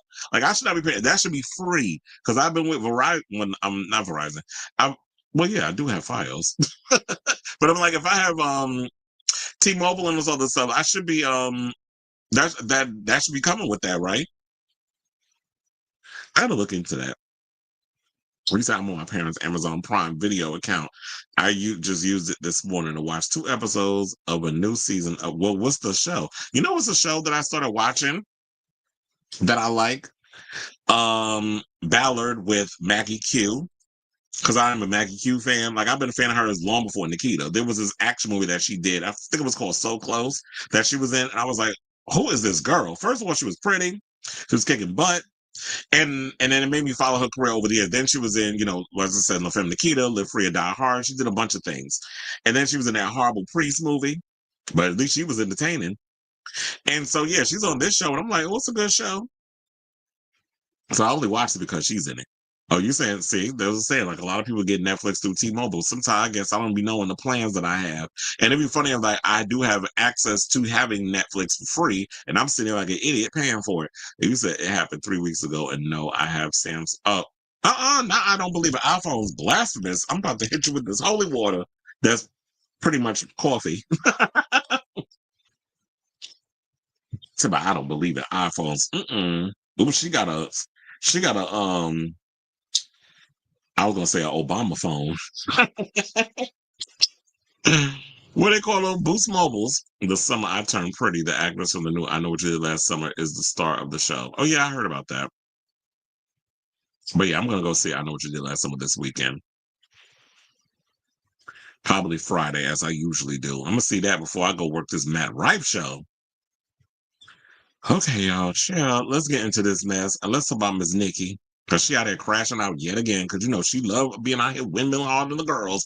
So it literally took me a minute to understand what the hell was going on with why is Nicki all of a sudden going in and fighting SZA and then trying to bring other celebrities in the conversation and people thinking that she was out here throwing shade at Beyonce and some people thinking that she's scared of Beyonce. But let's get into the tea. So the internet has been sounding off after many noticed Nicki edited Beyonce's name out of a post amid her recent feud with SZA. In the original post, Nicki accused SZA of previously disparaging several fellow celebs, writing, "Bitch used to be on Twitter, this is Rihanna, Bey, etc." But users quickly noticed that she later swapped out Beyonce's name for Sierra, sparking speculation that Nicki was trying to avoid backlash from Beyonce and the Beehive. Because she know that Beyonce ain't got to say shit, she just got to swarm you. Then somebody posted this thing that she wrote, "The bull I ride is not mechanical," and then somebody commented, "You could never be this good," by the way, and showed Beyonce on a mechanical bull singing one of her songs from Cowboy Carter. Now, as reported, Nicki and SZA started exchanging heated messages after SZA made a post that Nicki believed was aimed at her. While some felt that SZA's post had nothing to do with the super bass rapper, others argued that timing was funny given it came as Nicki called out SZA's former manager, TDE Punch. Now, Punch took to social media to promote a song called Broken Barbies by an artist he's working with by the name of I Am Lyric. Nicki apparently took offense to the song, thinking it was in reference to her because she thinks she's the only one out here that invented Barbies. She the only one that's out here that's, like, if you say anything about a Barbie, it's in reference to her. But then again, last time I checked, who was the rapper that came out and said Black Barbie dressed in Bulgari? I'll wait. And it wasn't Nicki. So I don't understand why she all of a sudden think because you popularized Barbies after Lil Kim played a Barbie in the How Many Licks music video, that all of a sudden you the queen of them, you the queen of Mattel, apparently. So the song was literally him up there promoting, but he left it vague because he put, I think what he put, Broken Barbies. That's all he wrote on social media. So maybe she went in with that and crashed out, which also reminds you of the Megan's Law thing with Megan Thee Stallion. She mentioned that one line, said no damn name. All of a sudden she went on for like 72 damn hours thinking, oh, you talking about my husband. And then I had somebody in my comments when I was posting something talking about, oh, all of that wasn't proven. He was of age, da da da. So, well, then, okay, well, if that's the case, then why is the legal department saying something completely different? So all of a sudden now you work for the New York City legal department, so you understand what the statute of limitation and age of consent, and you the one that invented all that, but you're gonna sit up in here and defend whatever it is that she does. Okay, so when y'all got all that fog up in your head and you're not willing to listen to logic and reason, I ain't got time to converse with you. It's like go on to the next thing. Go on somebody else's page with that bullshit, because we are logical thinkers on this channel, and we actually look at the evidence and dissect it. So now, before I continue to go on my little rant, so after she took offense to the song, she decided to go scorched earth on Punch. SZA then jumped on the line and wrote in response on Twitter, Mercury retrograde, ... don't take the bait, LOL, silly goose. Now, while SZA didn't name Minaj specifically, so apparently we got two women throwing subs at each other. So so SZA didn't say Minaj's name specifically. Nicki quickly responded with the following shady tweet, said, go draw your freckles back on Buki. SZA clapped back at Nicki by saying, I don't give a fuck about none of that weird-ish you popping. And then Nicki decided to go off and started body shaming her, talking about she don't know what, like talking about her body figure and stuff. And I'm like, sis, I know. On Beyonce and Solange Knowles' internet that we not gonna sit up in here and talk about another woman's body when, sis, your titties ain't real and your ass is full of cellulite, silicone, cement, and Fix-A-Flat. So we're not gonna sit up in here and try to read somebody on their body. When, girl, I'm sure you be having pains in your ass from all that shit you got injected up in there. So we're not going to sit up in here and read people on bodies when your body is not up to par either, niece. We're not going to do that. So what's good for the goose is good for the gander. Isn't that one of the lines you wound up saying on social media? So yeah, I'm using it back at you. Now this morning, which would be 7/16, because when I edit this, it's probably going to end up on 7/17. Laura LaRosa from the Breakfast Club hit up Punch to find out what was the tea. And he said that back in 2020, Nicki hit him up asking for a feature with SZA. He told Nicki that SZA was in heavy album mode and that he would get it over to her. Now, he says that that was the last time that they spoke. The feature never happened. And he also said that he's just as confused as majority of us trying to follow along with this damn story. Now, I'm hoping that, look, it took me a while to even put this story together because I was like, what the hell's going on? Like, I was doing all the research. I was reading the articles. I was watching the shows. I was getting all the discourse and all this other stuff. And shout out to King of Reeds because besides, King of Reeds read her ass down to the ground. And he was absolutely correct in what he was saying about her. But it's like, look, nobody is discounting the fact that Nicki is excellent with her pen. She could rap she could rap circles around a lot of people. She's very talented, but you would never know it because she's always out here lashing out, fighting, always arguing, always picking fights with people, and she's always fighting women. I did read one comment where somebody said that she ran out of female rappers to go after. Now she's going after the R&B girls, and I'm like, you want to know something? You are dead on, spot on with that. And it's sort of like, now, I'm sure that maybe there are things that we're not privy to behind the scenes where some people be doing some stuff and Nicki is crashing out because she's like basically the female 50 Cent. So it's like, this is her going on her revenge tour and she's just going to go and lash out at people. But you have to realize when nobody is arguing back at you, similar to like Beyonce and Jay-Z keep it quiet, you just be out here looking crazy. And I've always said that about people. I was like, let people be out here, say what they want to say, throw their little subliminals, be shady, and don't give into it. Don't take the bait, because if you do, what's going to happen is they're going to keep going back and forth. And I think that's what happened. Now, Nicki also shared an old tweet allegedly from SZA, where she called Rihanna and Ciara bad singers, as well as another post claiming Beyonce was starting to look more like Madonna every day. And they said the post reportedly date back to 2011. Now, when you talk about Madonna, are we in reference to you trying to say that the accusations of Beyonce bleaching her skin, or the fact that you say that she putting shit in her face where she looking like Kim Zolciak with very much a lot of them injections and stuff in your face, and you about 2 seconds away from being on an episode of Botched? Like, I'm trying to understand what the tweet and stuff is. Now, speaking of Beyonce, the Beehive started buzzing around the rapper when she tweeted a post with the following quote: "The bull I ride is not mechanical," which some felt was referring to the Crazy in Love singer who is currently on her Cowboy Carter tour. Now, while the Beehive took offense at Nicki's post, the Bars were quick to point out that the quote is from her 2023 track Cowgirl. That may be cute and all, but still, the timing of the post and decision to highlight that bar in particular has fans hitting Nicki and her followers with a side eye because once upon a time, not that long ago, the rapper found herself beefing online by herself, by the way, with Jay-Z, who she claims owes her $200 million in connection to her equity in Tidal. So, while there may be some, credence to what Nicki is saying, you have to also agree that the timing is kind of like, and with her dragging other artists saying, oh, she was talking ish about Rihanna and Ciara and Beyonce, which you want to taking out Beyonce's name, but you was talking ish about these other chicks, and you sit there questioning her vocals and stuff. But look, people like SZA music. Me personally, I'm not a big SZA fan, but if you like it, I love it.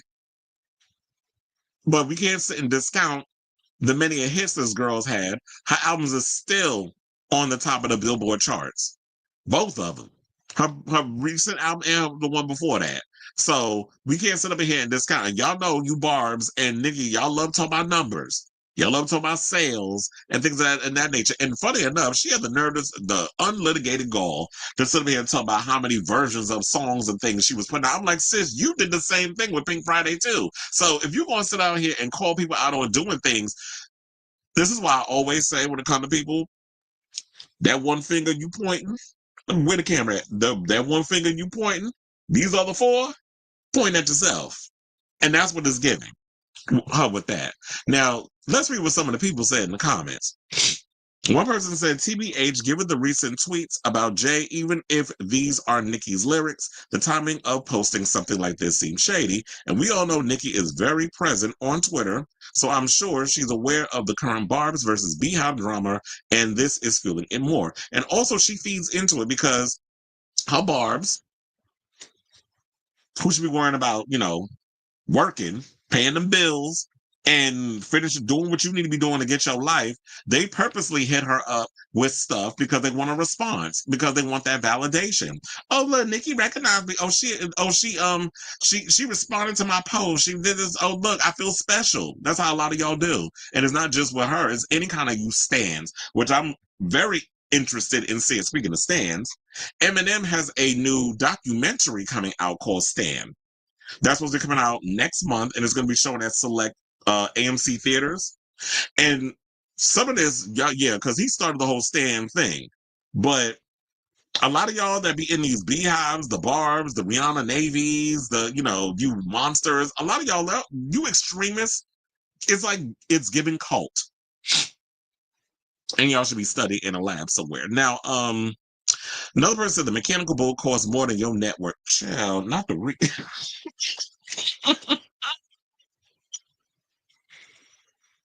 Another person said, so are you actively shading Beyonce right now? Another person said, you're such a hater, LOL, just mad, sad, and bitter. Every time you post, I'm giving you that same energy you and your Barbs had for Kim at this point in her career. And I think that's what it is too. Like, I get it. Maybe Nicki feels like she hasn't gotten her flowers because when she was a girl from Queens trying to come up in the New York hip hop scene, y'all did not take her seriously. Y'all was not giving her the respect, which is why she had to take her ass down to Atlanta. And once y'all started respecting her down there, that's when her career broke and all these other things. And I feel like that's what she's been having to deal with. She's been getting lashed at throughout her 15 plus year career, that instead of her just being, the bigger person and just being like, you know what, my talent, my, all the things that I've done, my hard work, it speaks for itself. That should be enough. Because can't nobody touch her in the amount of accolades that she's had. But she is someone that likes to get in her own way. She's someone that likes to lash out and go in on people. And then when people look at that, they're like, oh, she's not, I guess we could call it, well, you're not willing to play the game, so we don't want to F with you. And that's why I think a lot of people are looking at her crazy and not wanting to do business with her. And they rather choose a Megan Thee Stallion, a Cardi B, a Glorilla, a Doechii, and all these other girls. And it's not our fault that Ice Spice was a flop, but you knew by attaching yourself to Ice Spice what that was. Ice Spice is not a threat. You writing songs about farts. Like, come on now. Who's threatened by that? That was such a stupid ass song. But anyway, now let's get back to the board of comments. Well, another person said the bull Beyonce rides is mechanical. The bull you ride is a registered sex. Ooh, y'all are shit. Look, y'all are shadier than me with some of these comments, but I'm cackling. Another person said, girl, please, you are so loved, but damn it. Do you always have to speak out and bring negative attention to yourself every time? Just make music or something, but please stop creating negativity to surround your name. But look, some of the people actually, are Team Nicki. So, we like to balance it out over here. We're not always going to just be giving the lashes to her. Some of the people came to her defense. One person said, y'all in the quotes are deranged and need to visit the psych ward ASAP OMG. Another person said, now watch the slow hive calling it Beyonce shit.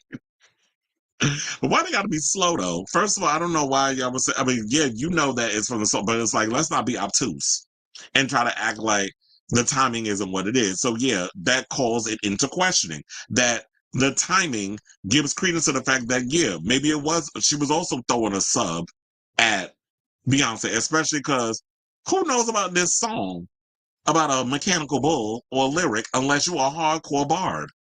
People outside of that bubble aren't paying attention to her lyrics and stuff like they used to back in the day. So yeah, and everybody knows about Beyonce with the Sweet Honey Bucking, like a mechanical bull bucket. Everybody know that fucking song, and it wasn't even released as a single, but we know it because it's Beyonce, and she's performing it on the tour, and she's performed it at the Netflix thing, and people are aware of the songs on Cowboy Carter, even if they don't like the Cowboy Carter album. So yeah, Beyonce's impact is still impacting more so than Nicki's is. The only thing people are really paying attention to Nicki right now is the crash outs.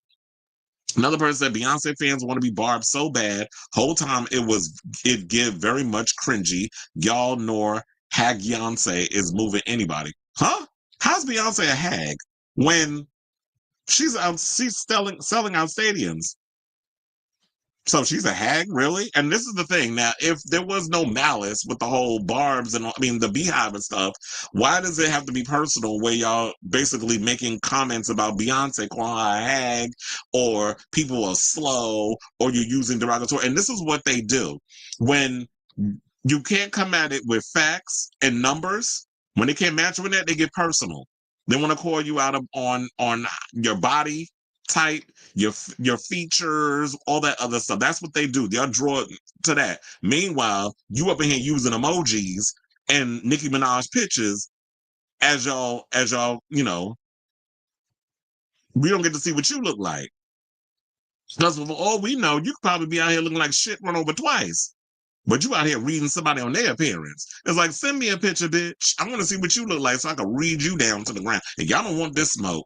So they said the whole time, these are lyrics that came out before Cowboy Carter. Please stop the stand wars and go touch grass. And like I said before, people are not aware of this song. And let's be clear.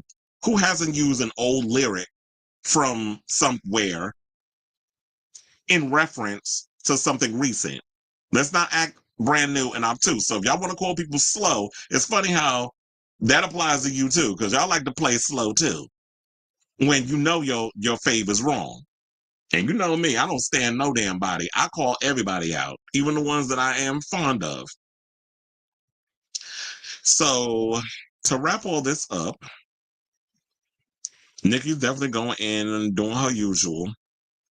I just feel like at the end of the day, when you really look at it, it's just a bunch of damn nothing. Like, we really fighting over the fact that somebody wrote a song and it's got something to do with Barbies and you crash it out thinking that it's personal. And this guy's like, you wanted to do a feature with this artist, which was SZA.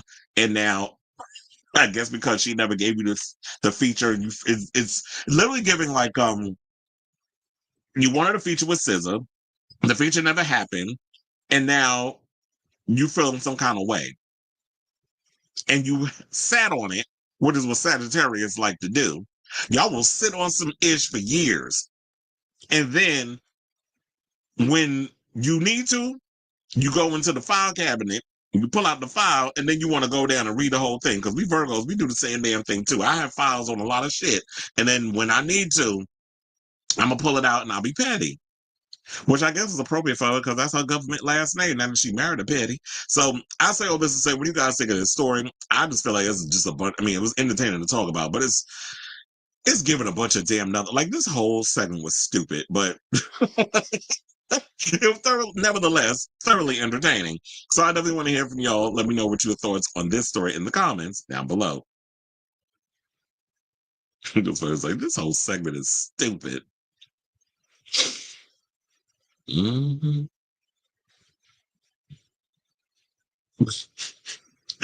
To be fair, what Nickel said wasn't incendiary, but why swap the name out? It's given. That's what I said, and that's what she does. She loves throwing like to me. I always say stand on business. If you going directly, if somebody done hurt you, I ain't got time to be side talking. I ain't got time to be throwing out subliminals. But she's the queen of subs. She will never say who she talking about directly. We got to sit up in here and play Clue. It's like, ma'am, I am not Fisher Price. I'm not coming up in here trying to figure out this little game. I'm not playing this game. You either say what you mean or shut the fuck up. And that's how I say about not just her, but anybody in general. Like say it like you mean it. Ooh, ooh, shout it out, according to Wendy Williams. Shout it out from the rooftop. I ain't got time to be up here playing subs, but why did you take Beyonce name out? You could have left Beyonce name up in there, or was it like, oh yeah, I'm mad at her because her husband or whatever. So I'm not going. I don't want to put her name up in the situation, but you already did. And these kids, they catch every damn thing. The screenshots be screenshotting. I'm sorry, Apple products are against. Yeah.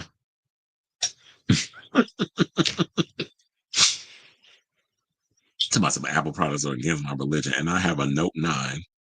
Mm-hmm. I know Lil Kim is somewhere laughing her ass off knowing she was. Look, we've been said that the way you treat I read Cleveland's comment. The way you like the way she was coming at Little Kim in the beginning and all this other stuff, and everybody thought like, oh yeah, Little Kim was mean to her, which I kind of side-eye because I was like, Little Kim has never been known to be mean to a lot of girls. She's always been sort of a girl's girl. Like if you ever follow her career, she's always bigged up a lot of other women and have always been pro women. She's gotten into it with people who I think were just like, now because Little Kim was becoming that big star when she got into a Foxy Brown and over the years and all the other mess. So you said she quite literally doesn't bother anybody. Nicki is going on another. Is that a go? All she needs is a hug and a journal. She probably needs some dick too, because I don't think she's getting piped down by that man she married to.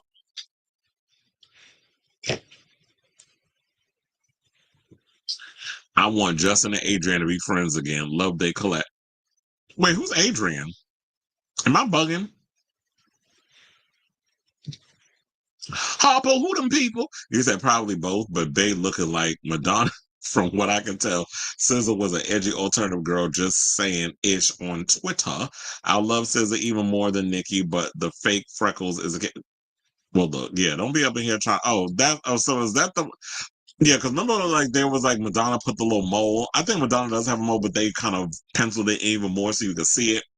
But yeah, ma'am, if you don't have freckles, like I have freckles, and stuff. So if they not something that's a part of your situation, don't be sitting over here doing like that. The sun will come out tomorrow, any freckles on your face. Like we're not doing that. It had to be about bleaching because nobody was thinking exactly. Because I was like, Beyonce wasn't getting no surgery, but yeah, the rumor's always been that she been bleaching her skin. I'm sitting there like, yeah, because how her skin get that light? Because Beyonce was never that light, and we've been following her career since the beginning. Back when she was doing no, when it's really yeah. Beyonce was not as light as she is today. So if Tina want to sit up in here and go, she's always like, ma'am, don't piss on my leg and tell me it's raining. They both have 3 singles on the you're talking about 3 number 1 singles on the Billboard 100. I'm now happy that the confirmation of Madonna's dance album is locked for November to pay tribute to the original Confession album 20 years prior. Well, we all knew it was coming this year. They did say it was going to be 2025. And then, yeah, when she was going to do the movie, when she was going to do the album, I figured it was going to come out around the time of Confessions. But I'm like, damn, it came out in November. Why did I think it came out in September? Nicki also called SZA Mizza. Oh, yeah. I saw that. I heard that. So I'm like, and then I was like, what's up with the accent? Like, are you supposed to be from the South? Like, you're mumbling? Because, she always be talking like her teeth stuck together. Nicki's whole character is surrounded by drama. It's never about Pink Friday 2 or her music. It's about who she has issues with. She's this close to becoming the new Azealia Banks. Very that. And we got a story on Azealia coming up. Stans do that about other artists. Absolutely. Well, since, like I said, since we became aware of it with Eminem and the whole Stan culture, it had a name. I think it's always been around. It just got a name when he made that song. Shout out to Devin Sawa for playing Stan. Nicki also wanted a Doja Cat feature for her last album, but that also never happened. Maybe Doja is next. I wouldn't be surprised. Adrian Expression and King of Reeds. Adrian Expression had me cackling when he was calling her wig. He said pink wig, actually. The homosexuals is funny. When Beyonce was at the Renaissance premiere, she looked like she had been she was powdered. She called her Mizza to call her a man. I think Nicki also calls her a sir on Station Head. And I don't understand, what's up with the transphobia? Like, you're out here calling women men.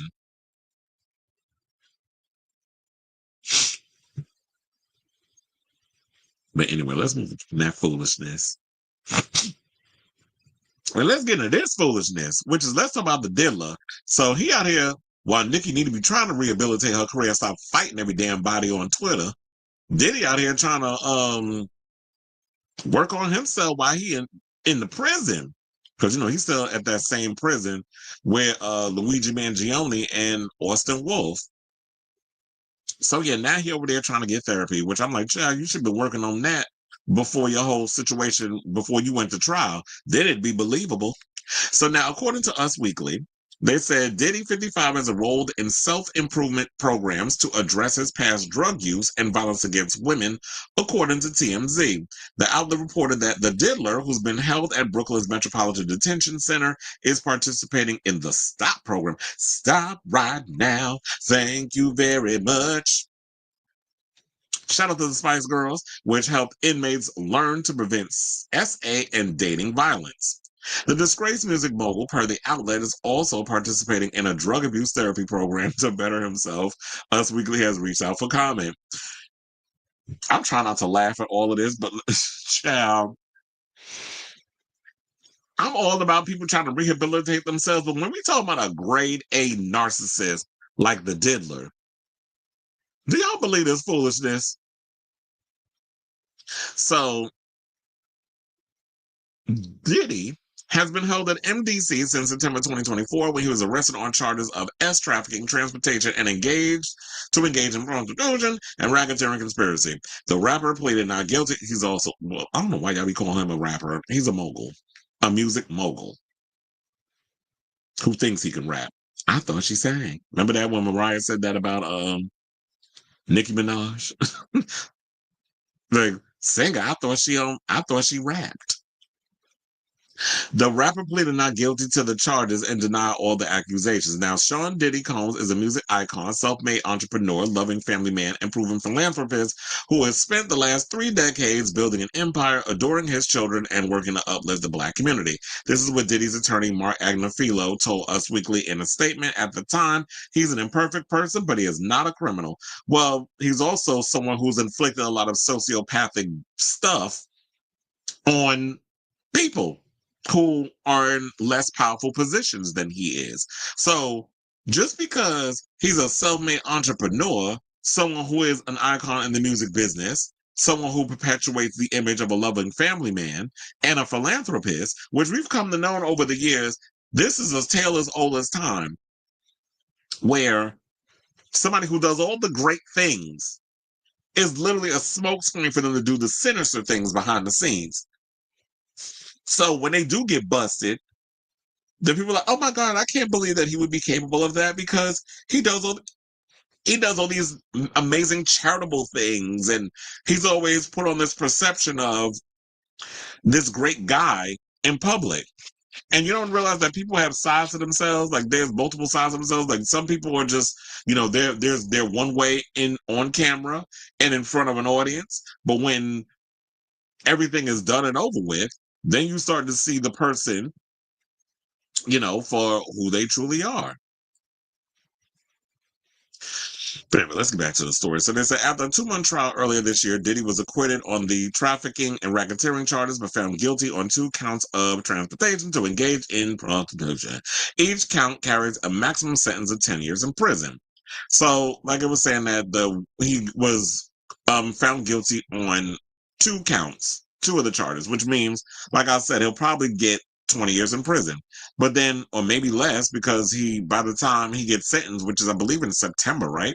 Or October, he'd already done a year behind bars, so that would be time served on at least 1 year. So maybe he'll just do 9. Now, his attorney went on to say, "I want to thank my client, Sean Combs, for trusting us, myself, and everybody here. This incredible dream team that he put together," lawyer Tenny Garrigo said during a press conference held earlier this month. "Without him, we would not be able to do this. He is incredible, and I want to thank him." Girl, please. Y'all were just having them checks cleared. That's what y'all was happy about.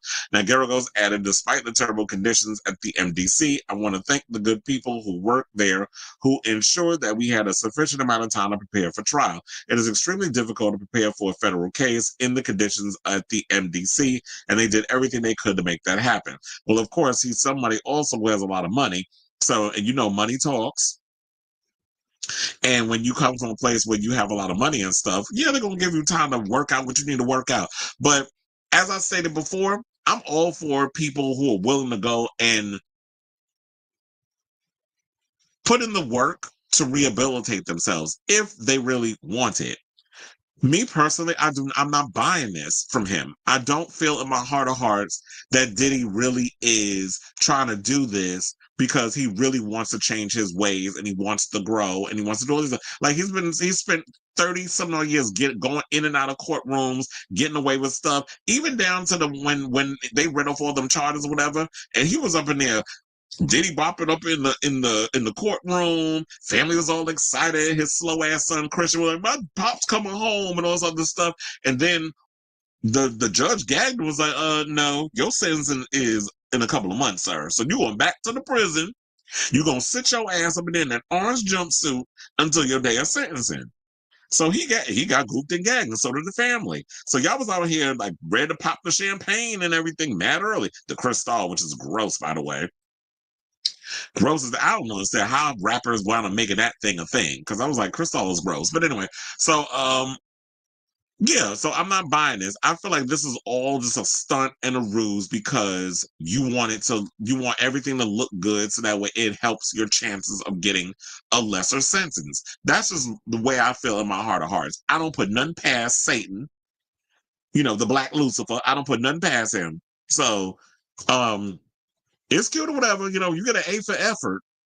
I'm proud that you up in here actually putting in the work, but I hope you are actually putting in the work and not just going through the motions, because on paper it will look good and it'll increase your chances of getting out on good behavior or something. So I say all this to say, what do you guys think of this story? Are you buying the fact that Diddy is really into wanting to put in the work for getting therapy and trying to redeem himself for his past transgressions? So whatever your thoughts are, let me know in the comments down below.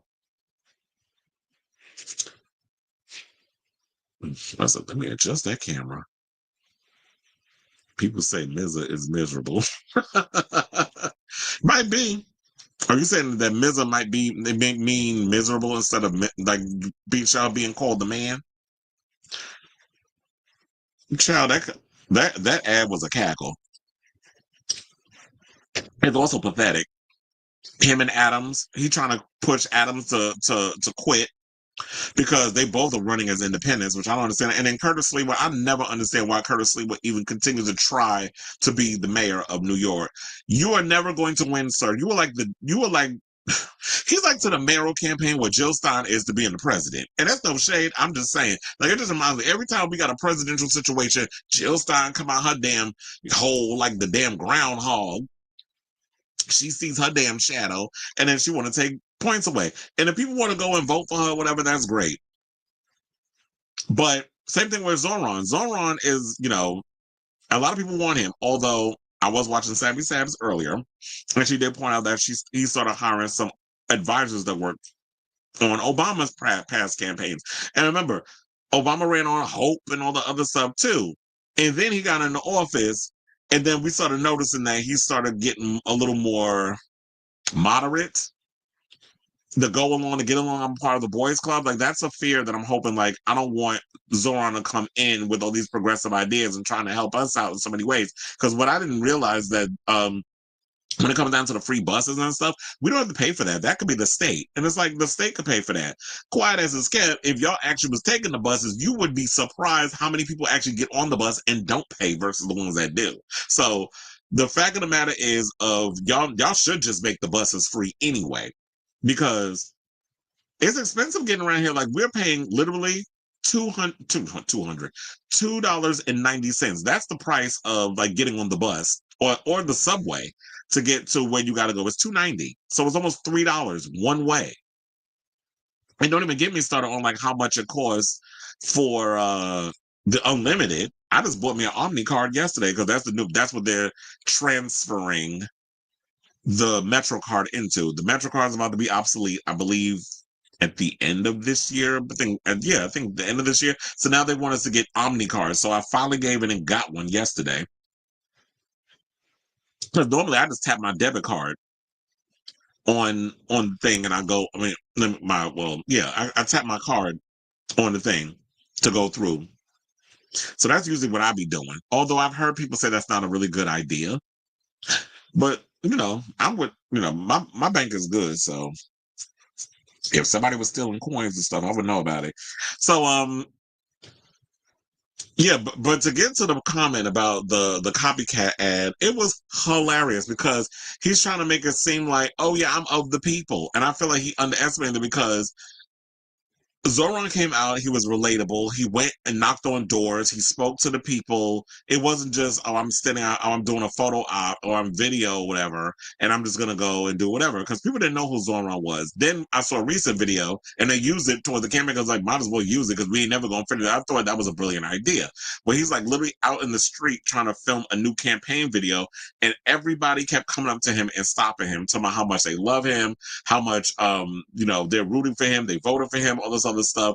And he's like taking a moment, let me take a picture, let me give you, the whole autograph thing. But the new autograph is taking photos, whatever. So that's what they've been doing. But now you got Cuomo running around doing the same thing. Now you guys even stupider brother, meathead of a brother, who's been out here trying to slander AOC any chance he gets. And I'm like, are you bored, sir? And then you got Stephen A. Smith with his hairline all the way at the halfway point of his head trying to come in and talk about nobody cares about the Epstein files. I'm like, all you men are all the same. Like, y'all just want the grift is grifting.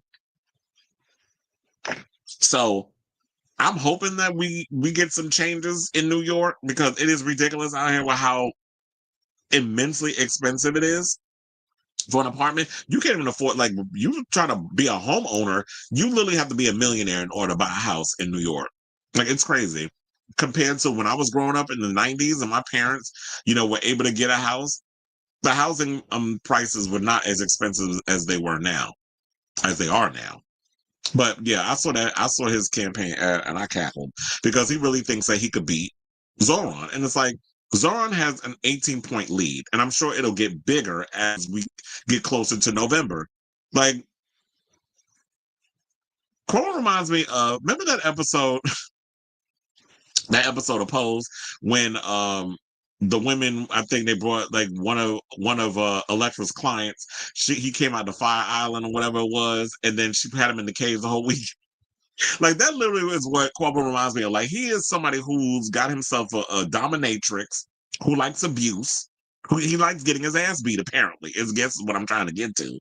And it's like, no, the New Yorkers don't want you. A lot of the companies, the unions and all that stuff, they're aligning themselves with Zorn. So it's like, no, nobody wants to mess with you.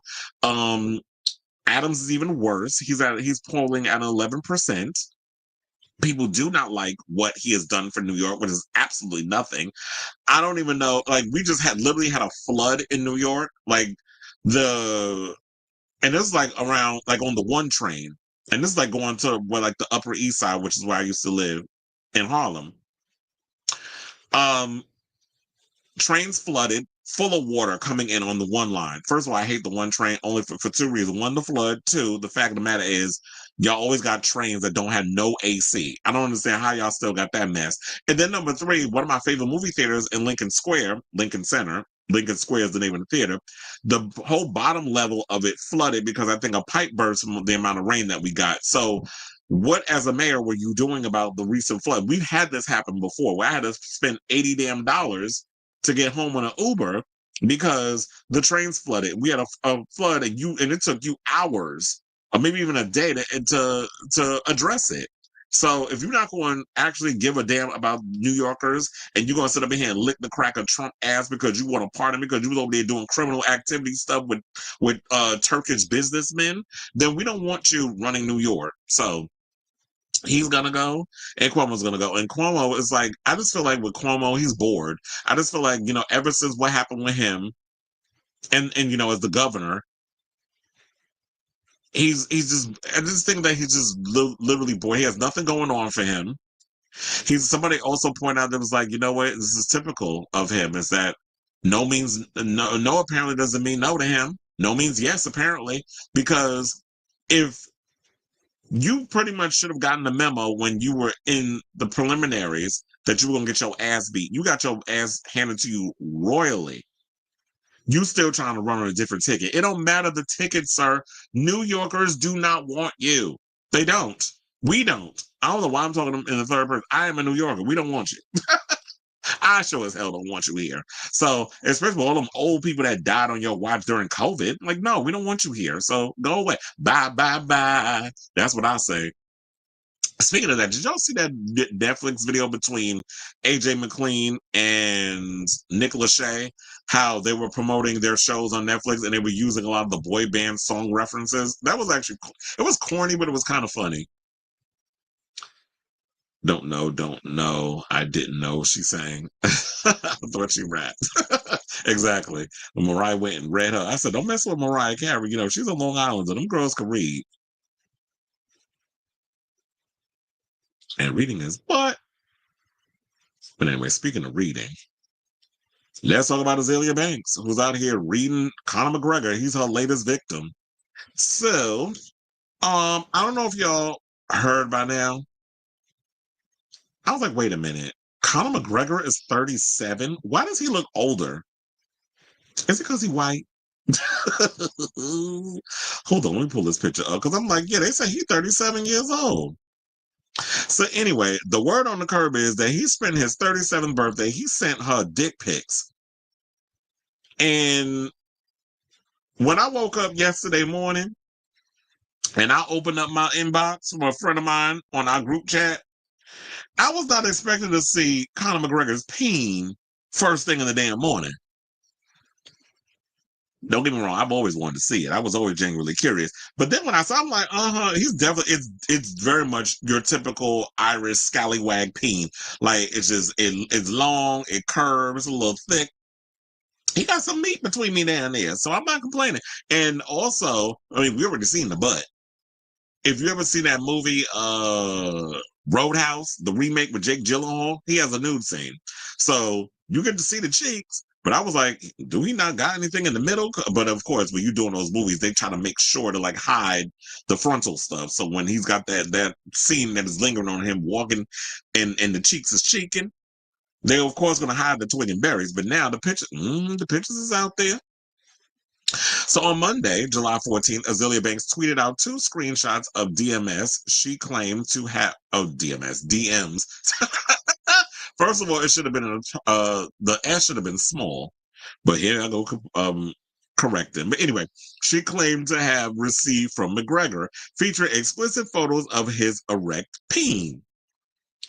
With the quote, "Don't be a rat because all rats get caught," he allegedly wrote alongside one of the pictures, which was followed by a photo with a weight hanging off his genitals. Lifting weights, he supposedly wrote. The images and DMs have not been confirmed to be real. Oh, trust and believe, they're real. So if you're out here thinking that it's not, yeah, so this is the thing. First of all, the nudes is not there. I made sure to crop. Hold on, we're not getting kicked banned off the channel. But yeah, those are like a little bit of the situation. And then it says, and then she wrote, "How you gonna send a B some crooked D pics, then threaten her not to tell at Notorious MMA Ninja? Do you know who the F I am? This is haram." And that ain't all she said. I said, "Girl," then she put, like, "How are you really gonna sexually harass me with the potato farmer D, then threaten me not to tell? Honey, ain't you trying to be the president of Ireland? What is it giving, fam? Use some effing sunscreen. Damn." Well, he white, so when you got that Aryan from Darien skin, they turn red. They don't turn brown like the rest of us. She later shared a screenshot of her DMs with him that appeared to show that the images weren't working anymore. "The mother effer woke up early, LOL," she wrote later, tweeting, "Conor McGregor for president." Funny enough, I didn't even know he was trying to be president. And Rosie O'Donnell, you don't like, Conor McGregor like people like Trump. So if he's trying to run for president, he win. You coming back to the United States? Because why would they want to, pick him for like, child, stick to the MMA stuff. Now, in her final tweets on the subject, she suggested that she also sent him unsolicited photos in the past. Oh, so she sent him her little boy chest and that coochie? She do love her them white boys, though. "No, me and Conor McGregor have been sending each other unsolicited nudes since 2016. She wrote, "LOL, I have never met the Leprechaun, but today is his birthday and he wants everyone to make a wish and blow out the candle." Funny how big of closet MAGA bait that was. Men are so homo and obsessed with D, it's not even funny. The original tweet featuring the nudes have since been removed for violating the rules of Since when has putting news on Twitter been a violation? I can't even open up my goddamn Twitter without seeing somebody booty hole, some ding-a-ling, and some penetration. So where the hell on Elon's land of the stuff is news not allowed? That's a violation. Okay. Now, in a post on Instagram, Banks shared a screenshot that showed that she's received a 12-hour suspension for posting the nude images. "Got me," she wrote. "It's been fun." Yeah, because you out here posting other people's photos. And I have people in my comments asking, is that a violation? Like, with her posting the RP? I'm sure y'all know what revenge corn. Isn't it a violation? Like, you over here posting people's photos of someone's nudes without their permission? Isn't it RP? Can't you get in trouble for that? So that is something I'm genuinely curious about, if she could get in trouble. Though another person wrote, said, "Sis, you'll live." Another person put, "Thank God." Now, McGregor, who has been in a relationship with Dee Devlin since 2008, has not yet commented on the leaks. Well, what could she say? Because I truly believe that Conor McGregor has always been out here cheating and doing all kinds of other stuff on that girl. But if you've been with somebody since 2008, that's 2018. That's about 17 years you've been with the same woman. You really don't think he's been dipping his peen in other coochie? And his peen in other ponds, I should say. So then there's someone that's just like, you know what? I get 2 hots in a cot, 3 hots in a cot. He's got the money and the access and all other stuff, so I'm gonna put up with it. Or maybe they got an open relationship and we just don't know about it. So Azealia out here being messy per usual. I guess it wouldn't be, adult. It wouldn't be a day that goes by that Azealia wasn't out here doing stuff like this. But I never thought in me doing this that this would be on my bingo card of her posting pictures of Conor McGregor's ding-a-ling for us to see. So I say all this to say, what do you guys think of this story about Azealia Banks being messy, being the dick whisperer, posting people news on social media? Look, at least he ain't have his legs up in the air showing you whole while his pee was hard. That would have been a picture I would have rather you send me. Those are the pictures I like. But anyway, let me stop telling my business. Whatever y'all thoughts are, let me know in the comments down below.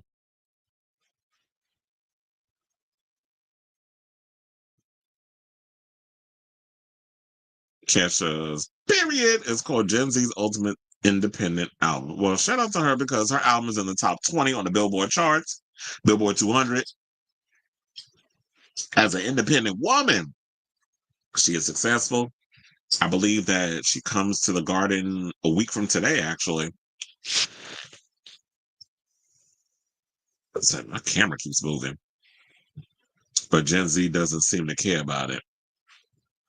Oh, you talking about the album? Well, yeah, it seems like Catch is all about the millennials. I'm sure that it'd be interesting to see if there's a lot of kids that'll actually be at her tour next week. I mean, at her show at the Garden next week. I thought she said she sent pics too. Yeah, she did. I tried to go on her page to confirm, but was deterred by some foolish anti-black stuff. And she's so, oh, you talking about just Twitter in general or something she wrote? But she said she sent him pictures, but I don't think she posted them online. She probably sent them, DM'd him. But if that's the case, he need to post her stuff. Not that I want to see, her boy-shaped body any damn way on the internet. Funny enough, most people in Ireland hate McGregor for the person that he is on top of the rape allegation. Well, look, then he'd be a fool to try to run, but I guess they ain't never stopped this current president we have, right? I used to have a celebrity crush on Conor. Conor McGregor's a cutie. I think it was just that's that bad boy dickhead persona. That's what I think a lot of people liked about him. His piece looked nice, I'll give him that, but he's still a shitty person. Well, child, who haven't we've had many encounters with men who are shitty, but the dick was good. And the ass was good. So shout out to the problematic men. His schlong looked nice, but he's too short for my liking. And you know what? It's always the short kings you got to worry about. Them short ones, they do be walking around with like freaking bats between their legs. That and those skinny ones. Don't go to Brazil. hmm All right, so now let's move on from Azealia Banks to Janet Jackson. Now, James DeBarge, who was Janet Jackson's first husband, basically the Ohani Noah, he is to Janet Jackson. Well, Ohani Noah was the for Lopez. So now he's been talking freely about his year-long marriage in his youth and the secret Janet Jackson tried to keep from his father all this time. Now, Janet Jackson's first marriage to James DeBarge remains one of the most talked about chapters in the pop icon's personal life, and now DeBarge is opening up about their whirlwind romance while teasing major revelations in an upcoming documentary. The brief but intense relationship between the Jackson family princess and the R&B crooner has captivated fans for decades, filled with young love, family opposition, and persistent rumors that refuse to fade away. And it also didn't help that James is feeding into the foolishness by still keeping this story about whether or not he had a secret child with Janet Jackson alive. But then again, you want to know something? I wouldn't put nothing past the damn Jacksons, because how many years, like, people was like, I didn't even know that she was married to that We Saw Him dude. There were some people that didn't know she was married to Renee Elizondo. Quiet as it's kept, people didn't even know she was divorced or no longer in a relationship with her current husband, well, the husband she had the baby with. So we're not going to act like that these Jacksons don't run around with a chamber full of secrets. So on one hand, it would not come as a surprise that she may have had a secret child. And back in those days, if you were in the 80s or 90s, even in the 2000s, it would ruin your career if you had a kid. Like when Brandy wound up having a child and lying that she was married to the father of the child, that hurt her career significantly because she was like America's sweetheart. And there's been many girls where it's like when they decided to buckle down and have children, how it ruined a relationship. Not so much for like the Cardi B's and stuff of the world, but yeah, when I was growing up, it was a cardinal sin to go and have a kid.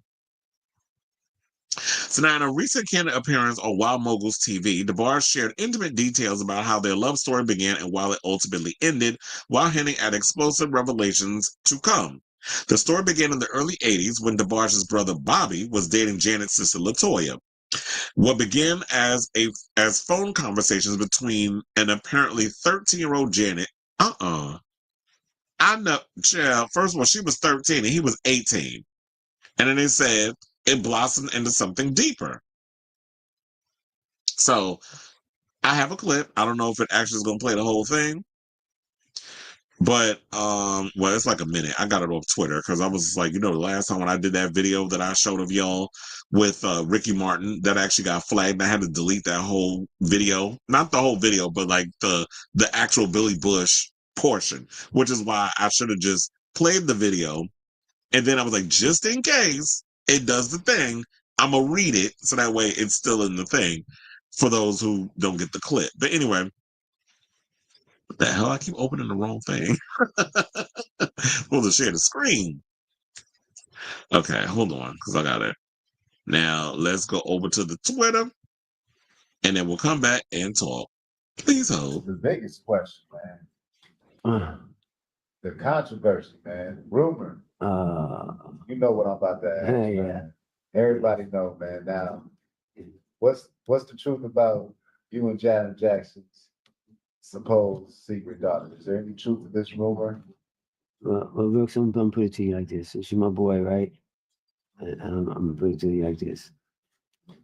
Since you like family to me, right? It was I'm doing a movie right now, right? You know that, of course, you're gonna be helping. You'll be in on it, and I'm going to disclose a lot of things so that I can end it all once and for all. So I don't want to let the cat out the bag too early about because I got my movie thing documentary going on. So I want to, I disclose to be disclosed later. All right. Oh, there it is. The hell did he just say? I'm like, child, was that even English? He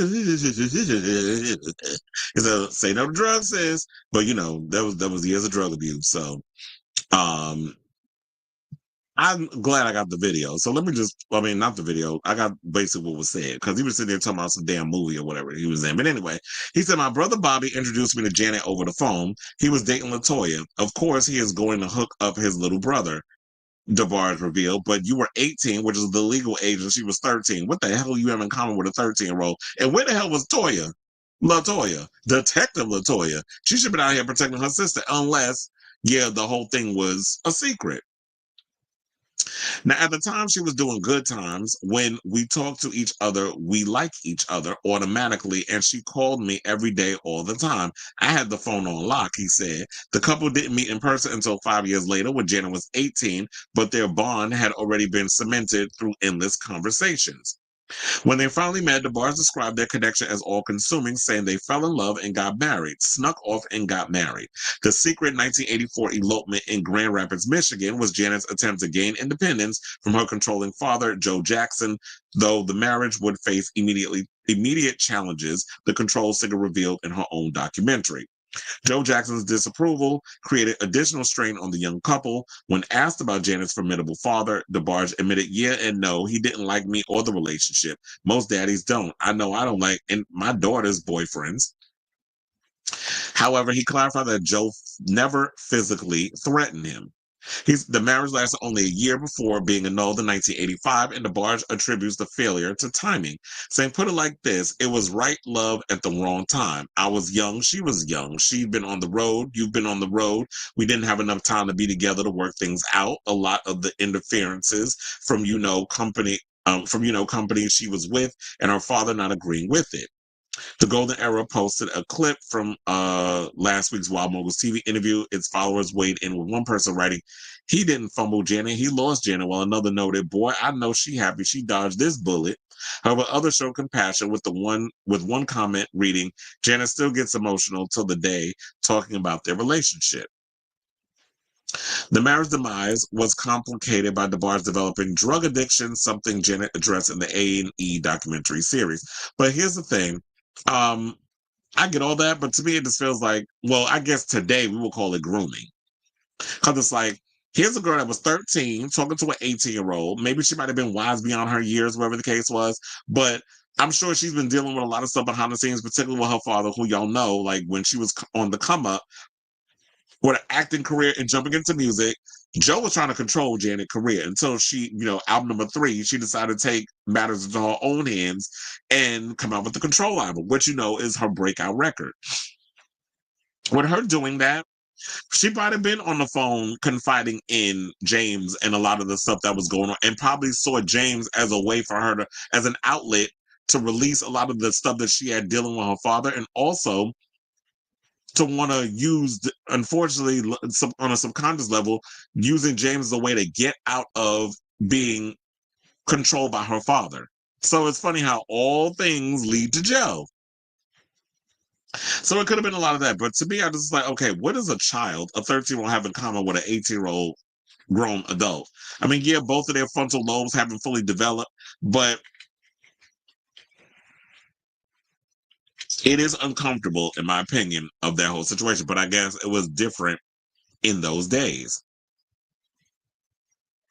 Now, she claimed on their wedding night, DeBarge left her alone in their hotel room for 3 hours. Jenna later spent countless nights searching the streets for her husband, sometimes fighting him for pills as she tried to flush him down the toilet. One social media user seemed aware of the addiction issues, commenting he was already in his addiction way before Janet married him. He was good in covering it up. Well, not that good, because she wondered why the hell you out in these streets on our wedding night for 3 damn hours. You was out there trying to get high. And I'm sure, and I wouldn't be surprised if she was even aware of his addiction. Is the fact that, you get a lot of these women, and Janet does give me the type of woman that tries to fix people and their issues. You can't help those that don't want to be helped, though. Now, another was more direct, writing, James, she had to leave you home. She had to leave your home in the middle of the night to find you. Nah, man, it wasn't your age. I do wish you well, though. Mercy said, nah, fam. The most persistent rumor involves allegations of a secret child. Now, DeBarge has long maintained that Janet gave birth to their baby, and gave it up for adoption. However, Janet has denied these allegations. Now, in her documentary, she said, I could never keep a child away from James. How could I keep a child from their father? I could never do that. That's not right. The rumors gained new life in 2017 when a woman named Tiffany White claimed to be their secret daughter. According to Radar Online, the Detroit native agreed to a DNA test, but results have not been made public. Now, DeBarge is promising major revelations in his upcoming documentary project. When asked about the secret daughter rumors, he cryptically responded, I'm doing a movie right now, and I'm going to disclose a lot of things so that I can end it all once, which is that all that stuff he was mumbling in that video that I posted, or that we saw earlier. The enduring fascination speaks to what might have been with one social media user capturing the sentiment. Bro, these two families coming together would have taken over. Now, whether DeBarge's upcoming documentary will finally put the decades-old rumors to rest remains to be seen, but one thing is certain, the brief marriage between these two music royal families continues to captivate audiences nearly 4 decades later. So I really hope that he's not out here making up stuff and lying just so that way he can get attention and some sort of relevance, because to me it just be tired. And let's just put it like, once you say what you need to say, let's just put it to bed altogether and we could all move on with our lives. So I started this to say, what do you guys think of this story? Do you believe James DeBarge and all the other stuff he had to say? Do you believe the rumors that, yeah, there might be a secret child? And they're talking about that it wasn't made public. So do you think that maybe the rumors are true, that Janet did have a secret child and they paid the child, had him sign an NDA and they paid her off to keep quiet or whatever the case is? I don't know. But it does leave room, the window open for us to speculate. So I definitely want to hear from y'all. Let me know what your thoughts are on this story in the comments down below. Sometimes I'll be forgetting I ain't put the damn thing in.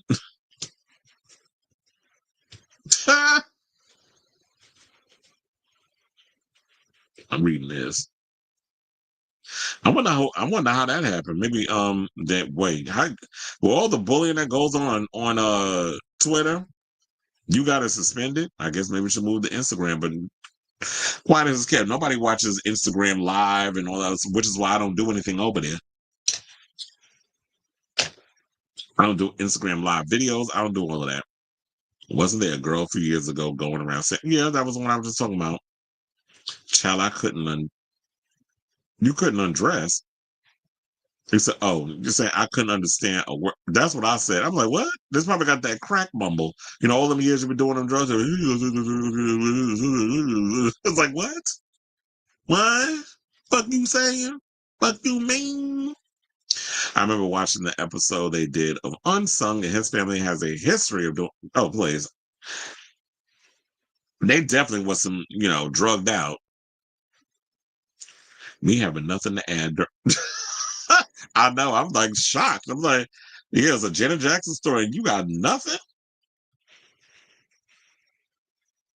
Oh, whatever. I don't even know what the fuck a station head is. I ain't got time to be trying to jump on these new, all these new little situations. Like, I just don't care.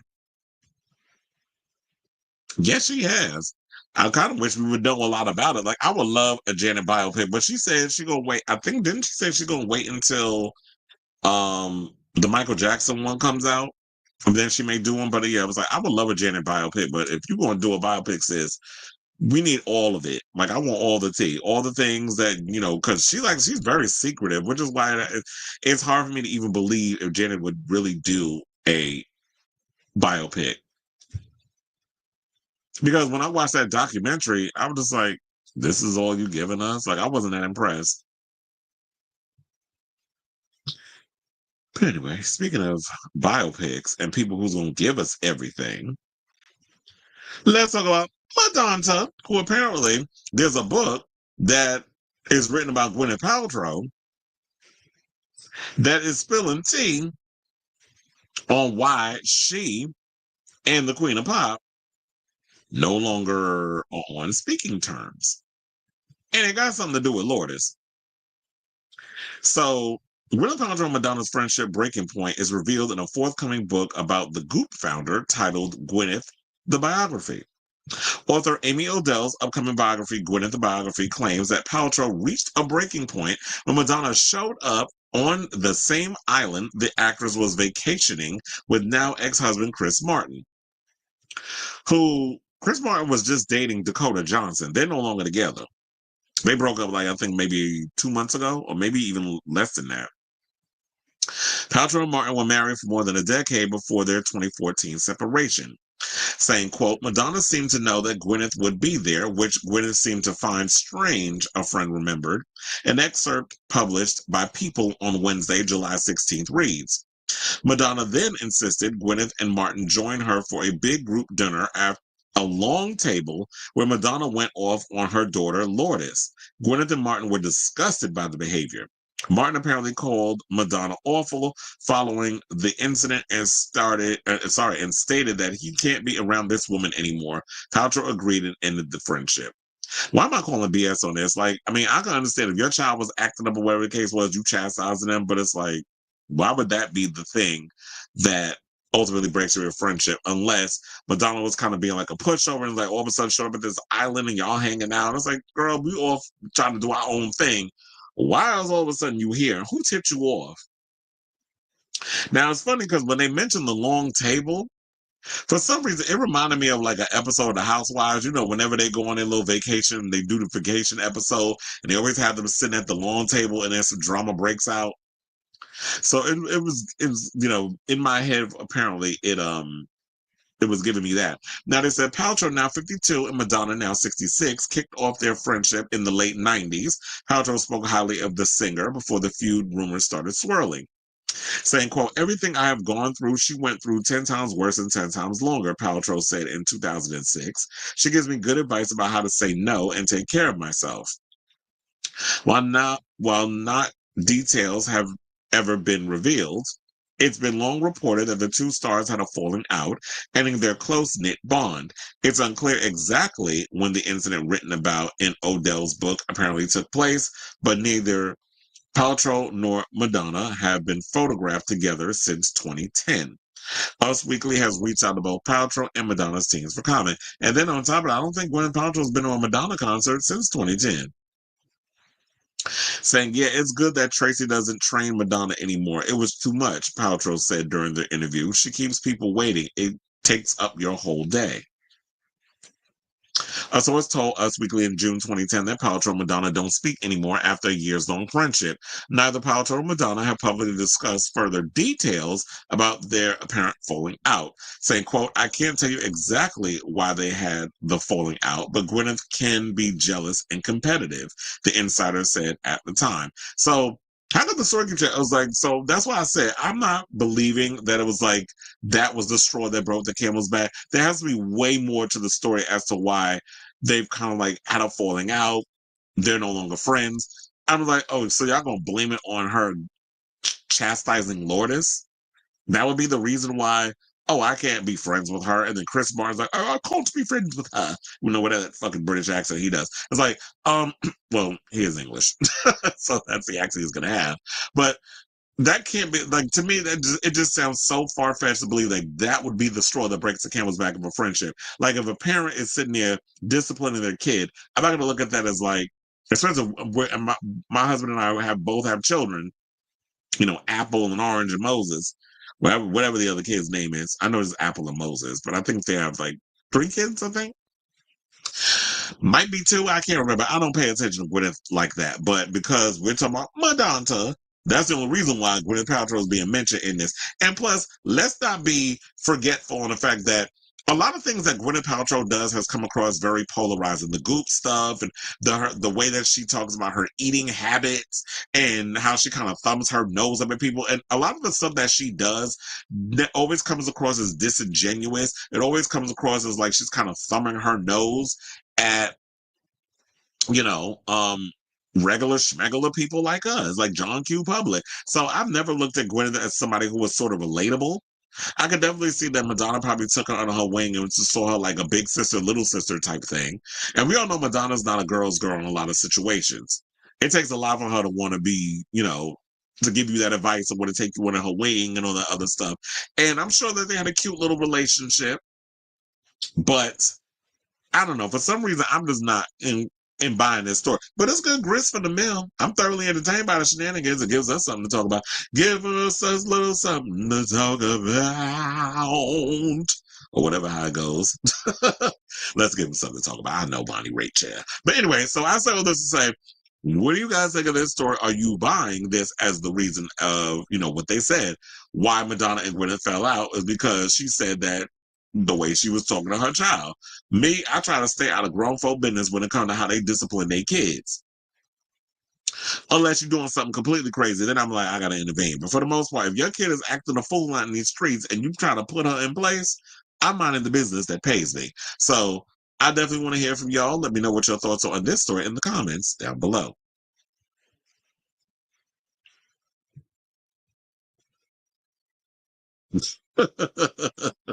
Didn't learn a thing from that last one. Okay. Gwyneth is overrated as an actress. She was used to irritate me. What's in the box? Gwyneth's head. I thought that fallout had to do with Tracy Anderson, but it could have been because you said Tracy. But they was talking about Tracy the trainer, and it was like how, yeah, Madonna basically will have you sitting waiting all day. It's like, ma'am, time is money. Like I don't have all day to be sitting around waiting for your ass to show up so we could do whatever it is that we need to do. So it could have been that. And then somebody also heard that Gwyneth got mad that she thought Madonna was flirting with Chris Martin. You know, Madonna is known to be shady in that way too, but or maybe it was just, you know, Gwyneth is paranoid. Maybe she knows that her husband is a philanderer, allegedly. I had a feeling that Madonna was the one who cut Gwyneth off, and I know Madonna is good friends with Stella McCartney. I wonder if Gwyneth is still friends with her. Yeah, because we don't really see Gwyneth out in these streets like that. So, me having nothing to add to... Yeah, what's going on with you today? You got nothing to add to Janet. You got nothing to add to Madonna. You said, but befriending someone over their kids' behavior. Oh, I think you meant, but unfriending someone over their kids' behavior is kind of silly. Mm-hmm. Yeah, that's what I said. That while that sounds like while it's the sensationalism of it all is thoroughly entertaining. I'm reading that as a critical thinker as like, really? I'm not buying that at all. That sounds ridiculous. All right, so now let's see. Okay, everybody. So we got about 4 more topics left before we are wrapping up today's show. So before we get to the final 4, if you could please do me a solid and hit that like button. If you are new to the channel, hit that subscribe button. And also be sure to smash the notification bell so that way you know when we go live with a brand new episode of Chris Avalon Unfiltered. I'll be putting timestamps in the end of the show so that way, well, you know, for those who want to watch the playback and just go to the clips instead of having to sit through the banter we do during the live stream. So now, without further ado, let's talk about Miss Ariana Grande Frappuccino, who is basically telling y'all, because apparently, you know, she just took on another part. I don't remember the name of the movie. If it was mentioned in here, I'll have to read on. But she just signed on to do another film, and people are out here wondering, is she quitting music? She's saying that she's not. She's actually also, she makes an appearance on her brother Frankie Grande's new album, which I actually, I think it's his debut album, actually. I had also had no idea that Frankie was 42. I'm like, where the hell was I all this time? I thought Frankie was younger. But anyway, so yeah, she is actually on, she I think jumped on one of the remixes to his songs or whatever the case was. So yeah, so Ariana Grande is featured on her brother's new record, but she is setting the record straight on a lot of y'all who actually think that she's giving up music to focus more on an acting career. So now after the Grammy winner 32 confirmed, so that's like she's 10 years younger than her brother then, confirmed a new acting role earlier this week. She took to Instagram on Wednesday, July 16th, to address rumors she plans to abandon her music career. Alongside a video of herself performing at the 2024 Met Gala, Grande wrote, "Very silly of you all to assume that just because I have my hands full with many things that I plan to abandon singing and music." Because apparently if there's one thing that we haven't learned is that people can multitask. Like Jennifer Lopez, and I hate to use her in a reference of singers in Ariana Grande, she acts and she does music. She's currently touring, but she also finds time to do movies and things. You can do both. Like what we've learned in the past 2 decades, where it's become more normalized, is that you can jump and have different plates, you know, different things on your plate. She said, "It is," and she continued to say, "It is and has always been my lifeline. There will need to be room made for all of it." The Wicked actress who released her latest album, Eternal Sunshine, last year continued, quote, "It may look exactly like it did before, but I much prefer how it looks in my head. I'm having fun. I feel grateful, and I'm excited and inspired." Now, Grande then went into detail, telling fans that she's finding balance between many projects and endeavors I love and doing it my own way. Excuse me. At the end of the note, she revealed a mini upcoming tour is in the works, saying, quote, "So I'm working on a plan to sing for you all next year, even if it's just for a little. I love you." And you know what? There seems to be, look, if there's one thing that a lot of people are learning, is that you can do a little mini tour like Beyonce. She's doing a mini tour. She's about to wrap up this Cowboy Carter tour. So she can give you 20 dates on a show, you know, for a show, and y'all come out and watch her, and she'll make a little quick coin real quick, and then maybe maybe at the end of the year or whenever, like 6 months later, when she's done doing whatever it is that she's doing, she'll give y'all a bigger show, bigger tour. Now, one day before shutting down the rumors, Grande was confirmed as the voice actor in Wicked director John M. Chu's upcoming animated film adaptation of the Dr. Seuss book, Oh, the Places You'll Go. Okay, so that's what it is. John Chu has been getting around. He's doing a lot of stuff. He's doing an animated film adaptation of a Dr. Seuss book. He's also doing a Hot Wheels movie. I guess the Britney Spears biopic is dead because we haven't heard anything about that. Saying, quote, "I love this book. I love the script. I love the beautiful world of Dr. Seuss. I love this incredible group of creative human beings," she wrote in an Instagram stories post per Entertainment Weekly. "I am so thrilled to be part of this one." In an Instagram grid post, she shared a photo of herself and Josh Gad in a recording studio while holding binders printed with the names and "Oh, the Places You'll Go" artwork. Now, Grande is set to reprise her role as, you know, Glinda Upland in Wicked for Good, set to hit theaters on November 21st, 2025. She's also announced to star opposite Robert De Niro and Ben Stiller in a 4th Meet the Parents film. So she's got a lot on her plate. And the last time, you know, she toured was in 2019. So that's about 6 years ago when she did the Sweetener World Tour. So yeah, let her go off and do other things. She has every right to come out here and just, jump into other pools. And I feel like, 2026, I feel like she can take that time. She'll have everything done. Who knows when the next Meet the Parents movie is going to film. She's got to promote this other movie, The Wicked for Good. She's doing the voiceover stuff. Voiceover work is not a lot of work. It is work, but it's not a lot of work. All she got to do is go in the studio, lay down, the dialogue and stuff because it's animated. So, she's out here doing her thing. Let her do what she needs to do. And then she'll come back, y'all, stronger with some possibly new music. And she'll give you a proper tour of the Eternal Sunshine era. So, that's all this say. What do you guys think of this story? I feel like it's much ado about nothing. A lot of people think that she's just going to be out here quitting, but it's like, no, she's being an artist. She's exploring and doing other things. And that's what artists do. They jump into different, ponds, dip their toe in different ponds. And, that's what they do. So let Ariana stretch her creative wings is what I'll say on that. So let me know what you guys think of this story in the comments down below.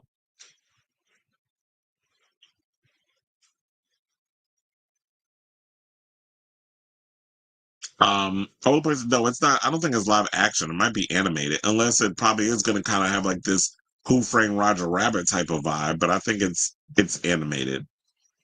Saw a trailer they're doing for a new animated Cat in the Hat. Yeah, I wasn't that impressed. I was looking at it as like, okay, who was this for? Because I don't know if any of this,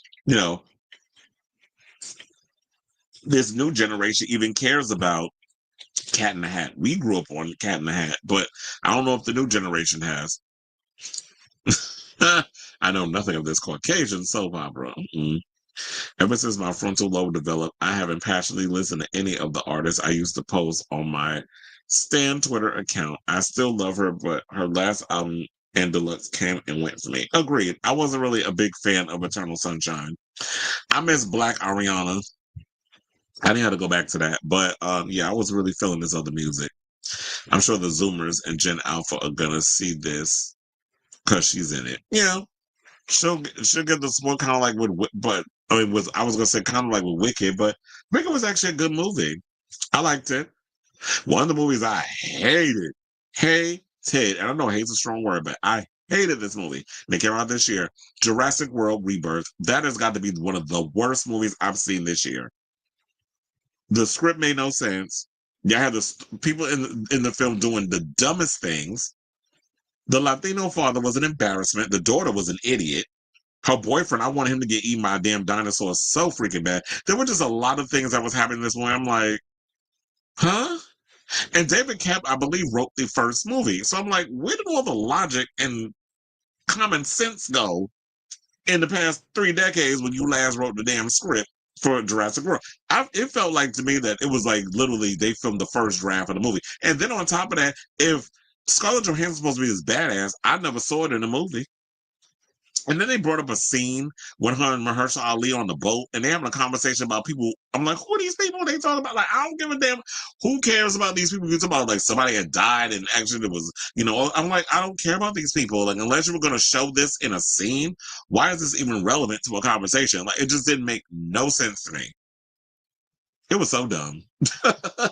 It said, I'm sure the Zoomers and Gen Alpha are going to see this. Oh, yeah, I read that already. You could have used Janet as an example instead of Hannaford. Well, yeah, there's that. Yeah, there's a documentary about the Sweeten tour on Netflix. I don't think I've ever seen that. I may have to check that out. All right, y'all. So now, speaking of tours, let's talk about Bad Bunny, who is set to accumulate a lot of money for PR. I believe he actually kicked off his residency in, as Nation Lopez would say, Puerto Rico. So Bad Bunny's 30-show residency in PR is shaping up to be a major economic event. Now, as reported by CNN, the 31-year-old artist is expected to generate over $200 million in economic impact for the island of Puerto Rico. According to the island's tourism board, Discover Puerto Rico, roughly 600,000 people are expected to visit specifically for the residency. That's about twice the usual visitors to the island during this time of year. The estimate is based only on hotel packages booked by the production company with the firm, which means it doesn't consider individuals who opted to book a hotel independently. So that means it's probably going to be way more. Now, compared to this time last year, there's been a 70% increase in hotel occupancy thanks to Bad Bunny shows.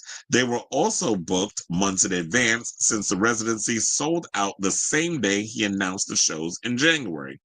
Now, during the first night of the Residency on Friday, okay, so it was like last week, July 11th, Bad Bunny was joined by LeBron James, who danced on stage while enjoying a drink. The shows will continue through to September 14th, and for many people in the U.S., it will be their own opportunity. Well, I think they meant it will be their only opportunity to catch him, since he won't be playing the mainland anytime soon. In fact, he announced a world tour recently, and he won't play a single show there. And I'm thinking, if Kamala Harris was president, I do not believe we'd be having this conversation. I do believe that Bad Bunny would have done some shows in the U.S.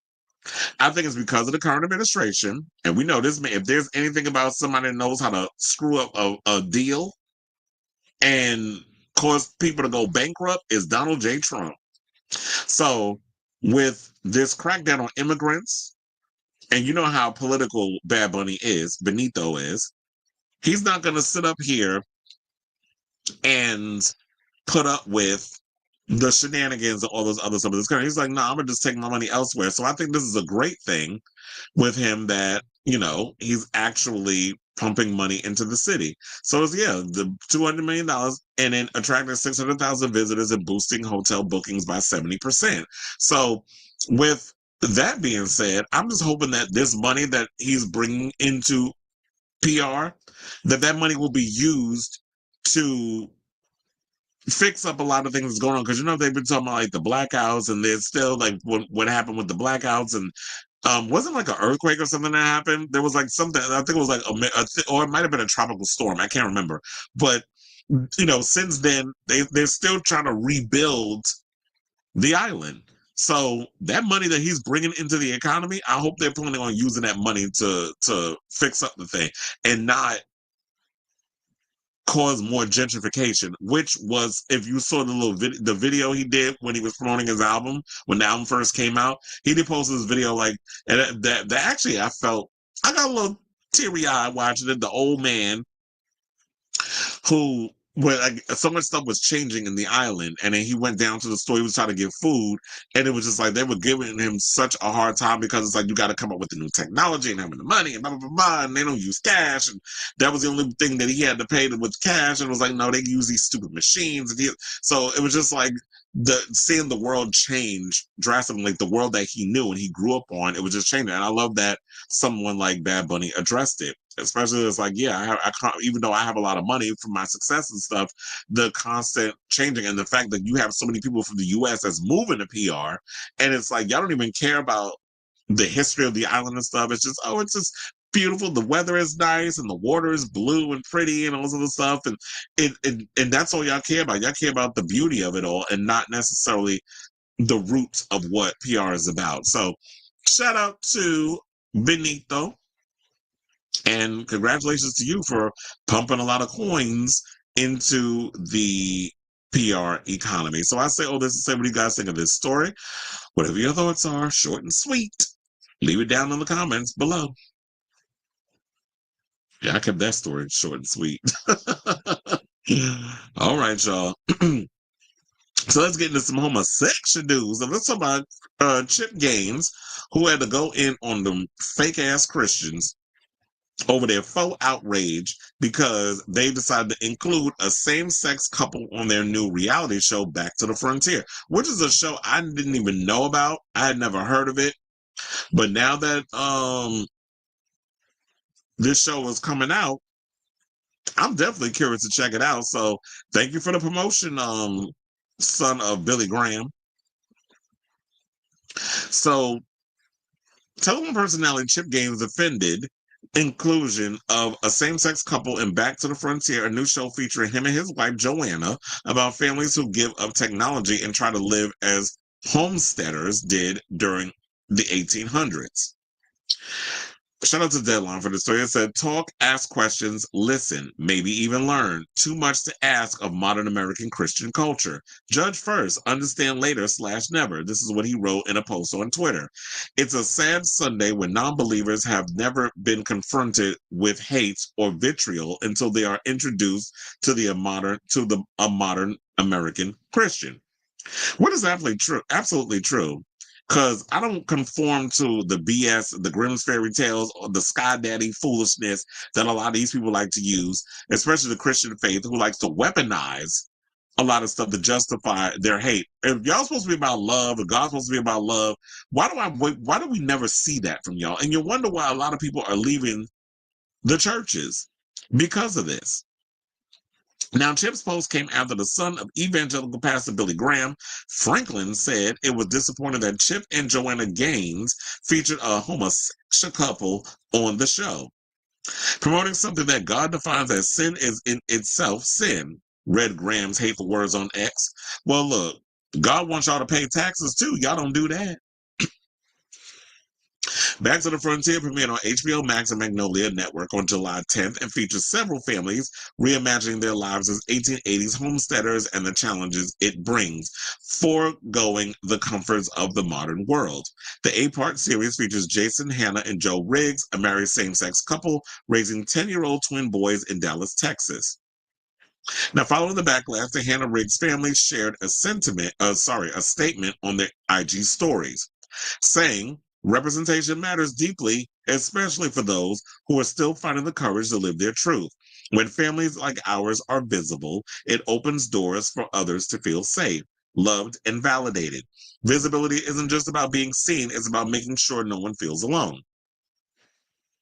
Now, back on social media, Chip continued to defend the inclusion of the Hannah Riggs family on Back to the Frontier, another social media user who claims to be a Christian and cites 1 Peter 3:15 in their bio, questioned Chip for promoting homosexuality, in which the Magnolia Network founder replied by citing the biblical verse, but in your heart revere Christ as Lord. Always be prepared to give an answer to everyone who asks you to give the reason for the hope that you have, but do this with gentleness and respect. I really felt the hope, the gentleness and respect here. See, and that's why I said that's what you need to do, because that's the only language they seem to understand. Throw Bible quotes back in their face. So they always want to sit up and use quotes to justify their anger and hatred towards people. Because y'all like to, I can't stand a cherry picker. I can't stand a pick me, and I can't stand a cherry picker. But y'all like to sit and cherry pick things out of the Bible to justify your ignorance and your hatred towards any kind of marginalized group. And that's what you got to do. Sometimes, if you know your stuff, you got to talk to them on the level they understand, which is in Bible quotes, Bible verses. Use it back on them. Shut them right the hell up real quick. Now, when the anti-gay user noted that Chip tried to use the quote against him, Chip replied, I didn't try to use it against you. I did use it against you. It's pretty weird you to have a life verse that has specific messaging and instruction that you don't even come close to applying. But it does seem like you love the attention, so enjoy. And that's what it feels like with Franklin, too, that a lot of y'all like to use your hatred towards people to bring attention to your stuff. Remember when, what was the name of that group of that family of haters that would always go around spewing homophobic hate? They would be the ones that was using when they would be out picketing and stuff whenever there was some type of event. It was like a whole inbreed of them. And the lead one died. It was an old white man too. He always looked like he was pissed off about something. So all that damn hate in your heart, and God let your ass live until you was like 90-something. They really like keeping the demons of the world just roaming. But then all the good people, y'all just be taking them with the quickness. And then another user called the backlash over the series, The Rise and Fall of Magnolia, to which Chip said, come on, Andrew, this was not ours to build. Excuse me. You think you or this situation can take it away? Pretty arrogant prediction. God's will be done, Chip also replied to another user claiming that to be a Christian who said this was a PR nightmare, saying the Gaineses would address the backlash with a carefully crafted statement. He said, you don't know us very well if you think PR and carefully crafted statements will have anything to do with us. Sinners saved by a merciful God, just like us, Dolly. Chip said, nothing, noting to users' words in their Bible. That's easy to write in a bio, but in times like these, pretty hard to remember, I guess. And I guess what it is that, you know what, he's using a lot of because that's the main thing a lot of these bigots like to do. They love spreading a bunch of quotes and Bible verses and stuff all over their bios and talking about they're this and they're that, but you practice none of what you preach. Now, user prayed for Chip and Joanna. I'm sure that they could probably be like, take them prayers and shove them up in your poop shooter. Your poop shooter. Nobody wants your prayers. I was like, bitch, I can pray for myself. I don't need I don't want that negative juju on me. Take them prayers and shove it up your ass. How about that? A user prayed for Chip and Joanna to take the road less traveled, to which Chip reflected on saying, remember, Andrew, the road less traveled is the road of love and kindness and sincerity following Jesus. Love your neighbors as yourself. That's a less traveled road. Pray that we stay on it, Andrew. Another user said they were extremely sad with the whole situation because they admired the couple, to which Chip replied, well, I appreciate that sincerely. So if you admire and appreciate us so much, any chance there's more to this? But that's my point. No one knows, but the Christians have certainly come out in full force as if they do know. Judge not, love one another. It's not that difficult. So look, we all know religious folks, specifically evangelicals, are the biggest goddamn hypocrites walking.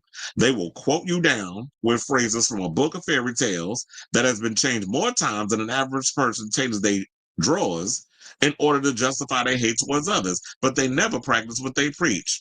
That's why I always look at them with the side eye and cackle. So people like Billy Graham's son never had any intent on watching this show. A lot of people like him jump on the anti-DEI bandwagon as a way to bring attention to themselves, when all they did was get people like myself, who had no idea this show even existed, interested in watching Back to the Frontier. So at the end of the day, I'll say this. Thank you, Christian bigots, for the free promotion.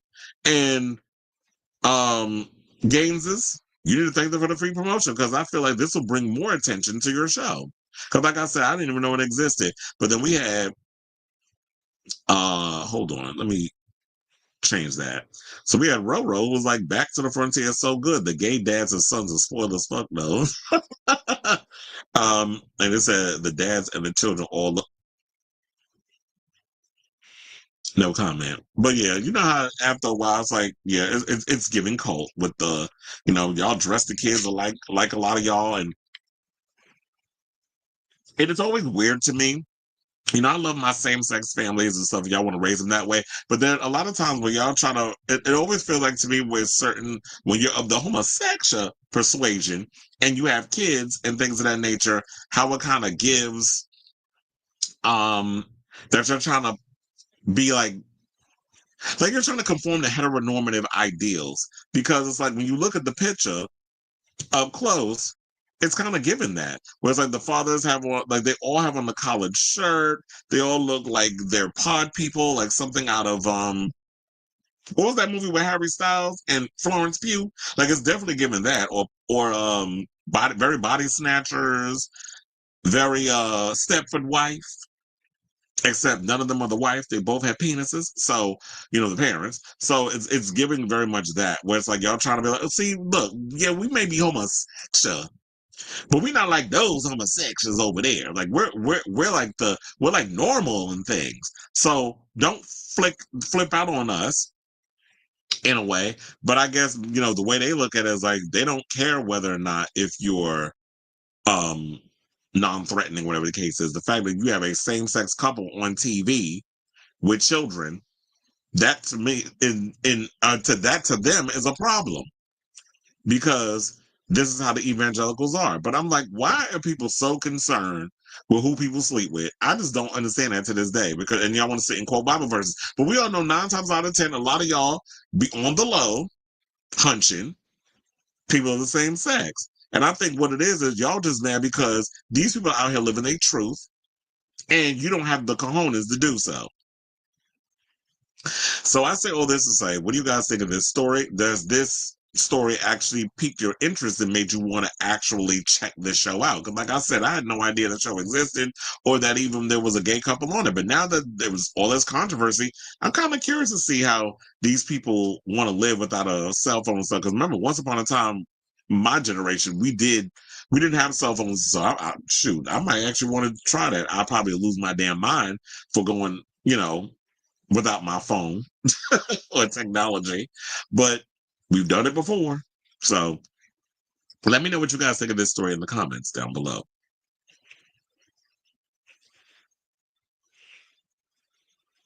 West Baptist. Oh yeah, that was I feel like it was more to it, but I get what you're saying. It was the West Baptist Church.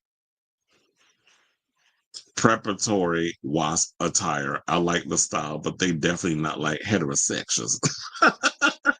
That's about we done changed the narrative how we say I'm homosexual on the show and heterosexual. Or breeders, as I like to call them. All right, y'all. Okay, so let's get into our final topic. Let's talk about Drag Race Philippines Slaysian Royale, which they announced yesterday officially the upcoming cast. And I got around to it today because I was busy working the Tyler the Creator concert. So let's get into these Slaysians. Which, hold on, let me change up the thingamabob. Okay, so the first ever edition of Drag Race Philippines Slaysian Royale is here. Now, the queens competing in the inaugural season of the reality series, including fan favorites from previous seasons of the Philippines franchise, as they take on Asian queens from across the global franchise. Now, queens from the Philippines franchise include, how many times they put Philippine franchise in this damn story? Deadline. Queens for the Philippines franchise include Arizona Brandy from season 2, Bernie from season 2, Bridget Ding, I think is how you say her name, Bridget Ding from season 1, Kiana from season 3, and Venus Deluxe from season 1. Now, Asian queens from across the Drag Race universe include Ivory Glaze from Drag Race Down Under season 3, Kitty Space from Drag Race France season 2, Madame Yoko from Drag Race Belgique season 2, Siam First I don't know how to say her name, for Drag Race Thailand, Suki Doll from Canada's Drag Race season 2, Something Wong. You know what? I always love saying her damn name. It is so racist the way that goes. But look, an Asian queen calling herself Something Wong. So we're gonna go with it. RuPaul's Drag Race UK season 1 and Yuhua from RuPaul's Drag Race season 10. So we have our sole American Drag Race girl that is officially part of the show. I was like, I didn't even know. I'm trying to remember if I actually heard rumors that Yuhua was going to be on the show, but good to see she's back. I mean, she makes her own clothes and stuff. Because I remember one time, there's a picture of me, her, and Britta on one of my social media pages when Yuhua was doing a runway type show. But anyway, and this is before she went on Drag Race. Now, the reality competition, as you know, is produced in the Philippines by Full House Asia Production Studios, and it premieres August 13th, which is a Wednesday, on Wow Presents Plus with Paolo Ballesteros, aka Mama Pao, as host of the competition.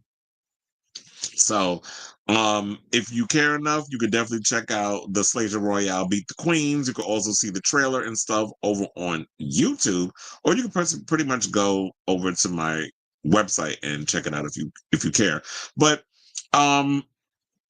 I like some of the Asian shows. I mean, I think it's a great idea that they're bringing together like an all-stars and it's just all Asian queens, so we get to kind of see that culture and that style and everything. So I'm relatively interested in seeing how this whole show plays out. I mean, we have that coming. We got Drag Race France, so I'm looking forward to All-Stars.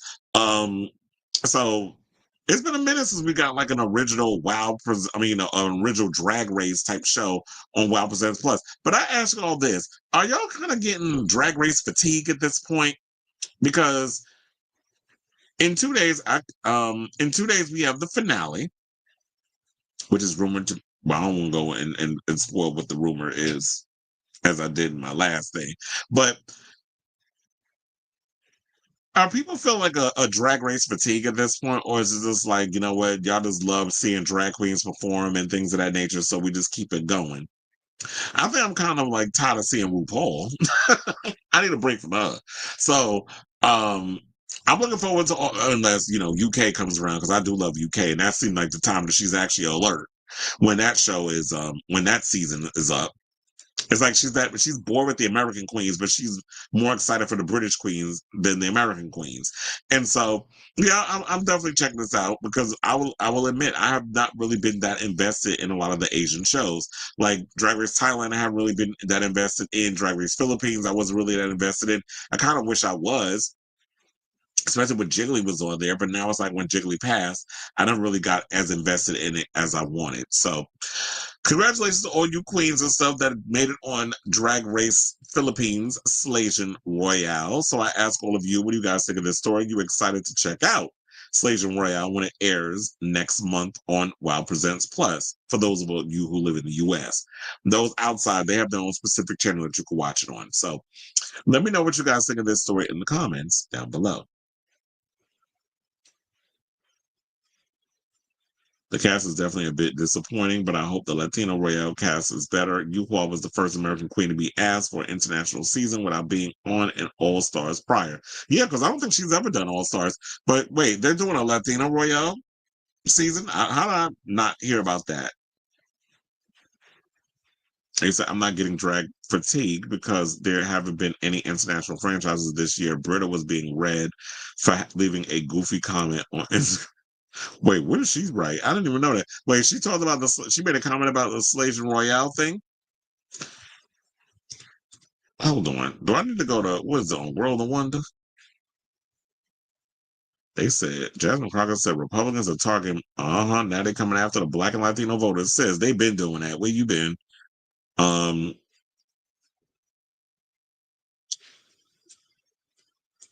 on, let me see. Is it on the Wild Presents Plus? Hold on. They said you are his mother. Oh, that's my friend Adam Bartra that wrote that. The Suki doll, Magandang Hapon Philippine. I see all the girls up in here. Okay, so I don't know what's going on, but yeah, if she's out there being shady, it is what it. Oh, Drag Race. Oh yeah, Drag Race Brazil is out, right? It came out on the 10th.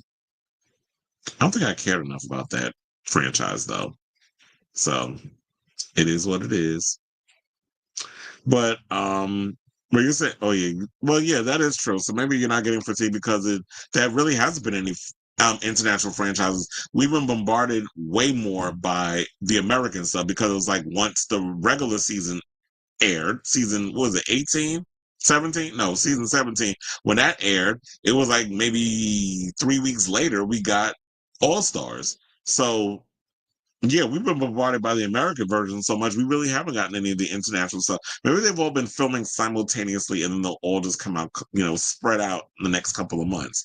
So maybe that's what's going on. But anyway, so, all right, y'all. So we're at the end of the show. I want to thank you all for tuning in to this latest episode of Chris Avalon Unfiltered. If you have not already, please hit that like button. If you're new to the channel, hit that subscribe button. And also be sure to smash the notification bell so that way you know when we go live with a brand new episode of Chris Avalon Unfiltered. I'll be back on tomorrow with a brand new episode. Probably be a late one because, like I told you, I'm going to go see Superman again in IMAX. So I've never seen that in IMAX. So I'm going to see that, and then I'll probably get something to eat or whatever, and then I'll have to stitch together a show that we could do, and spill the tea and all that other stuff. I'll probably just have to accumulate photos, look and see what's popping online, and put that together instead of having to go through all the time-consuming ways that I put together this show. So yeah, I'll give y'all a little something tomorrow, because after Thursday, I ain't gonna be able to be back on the line until next week. So, love you all for watching. Thank you all for consistently tuning into this mess of a show and supporting the channel. So, yeah, love you all for watching. Thank you all for tuning in. Keep with me in the comments and all that good stuff. And until next time, ciao, darlings.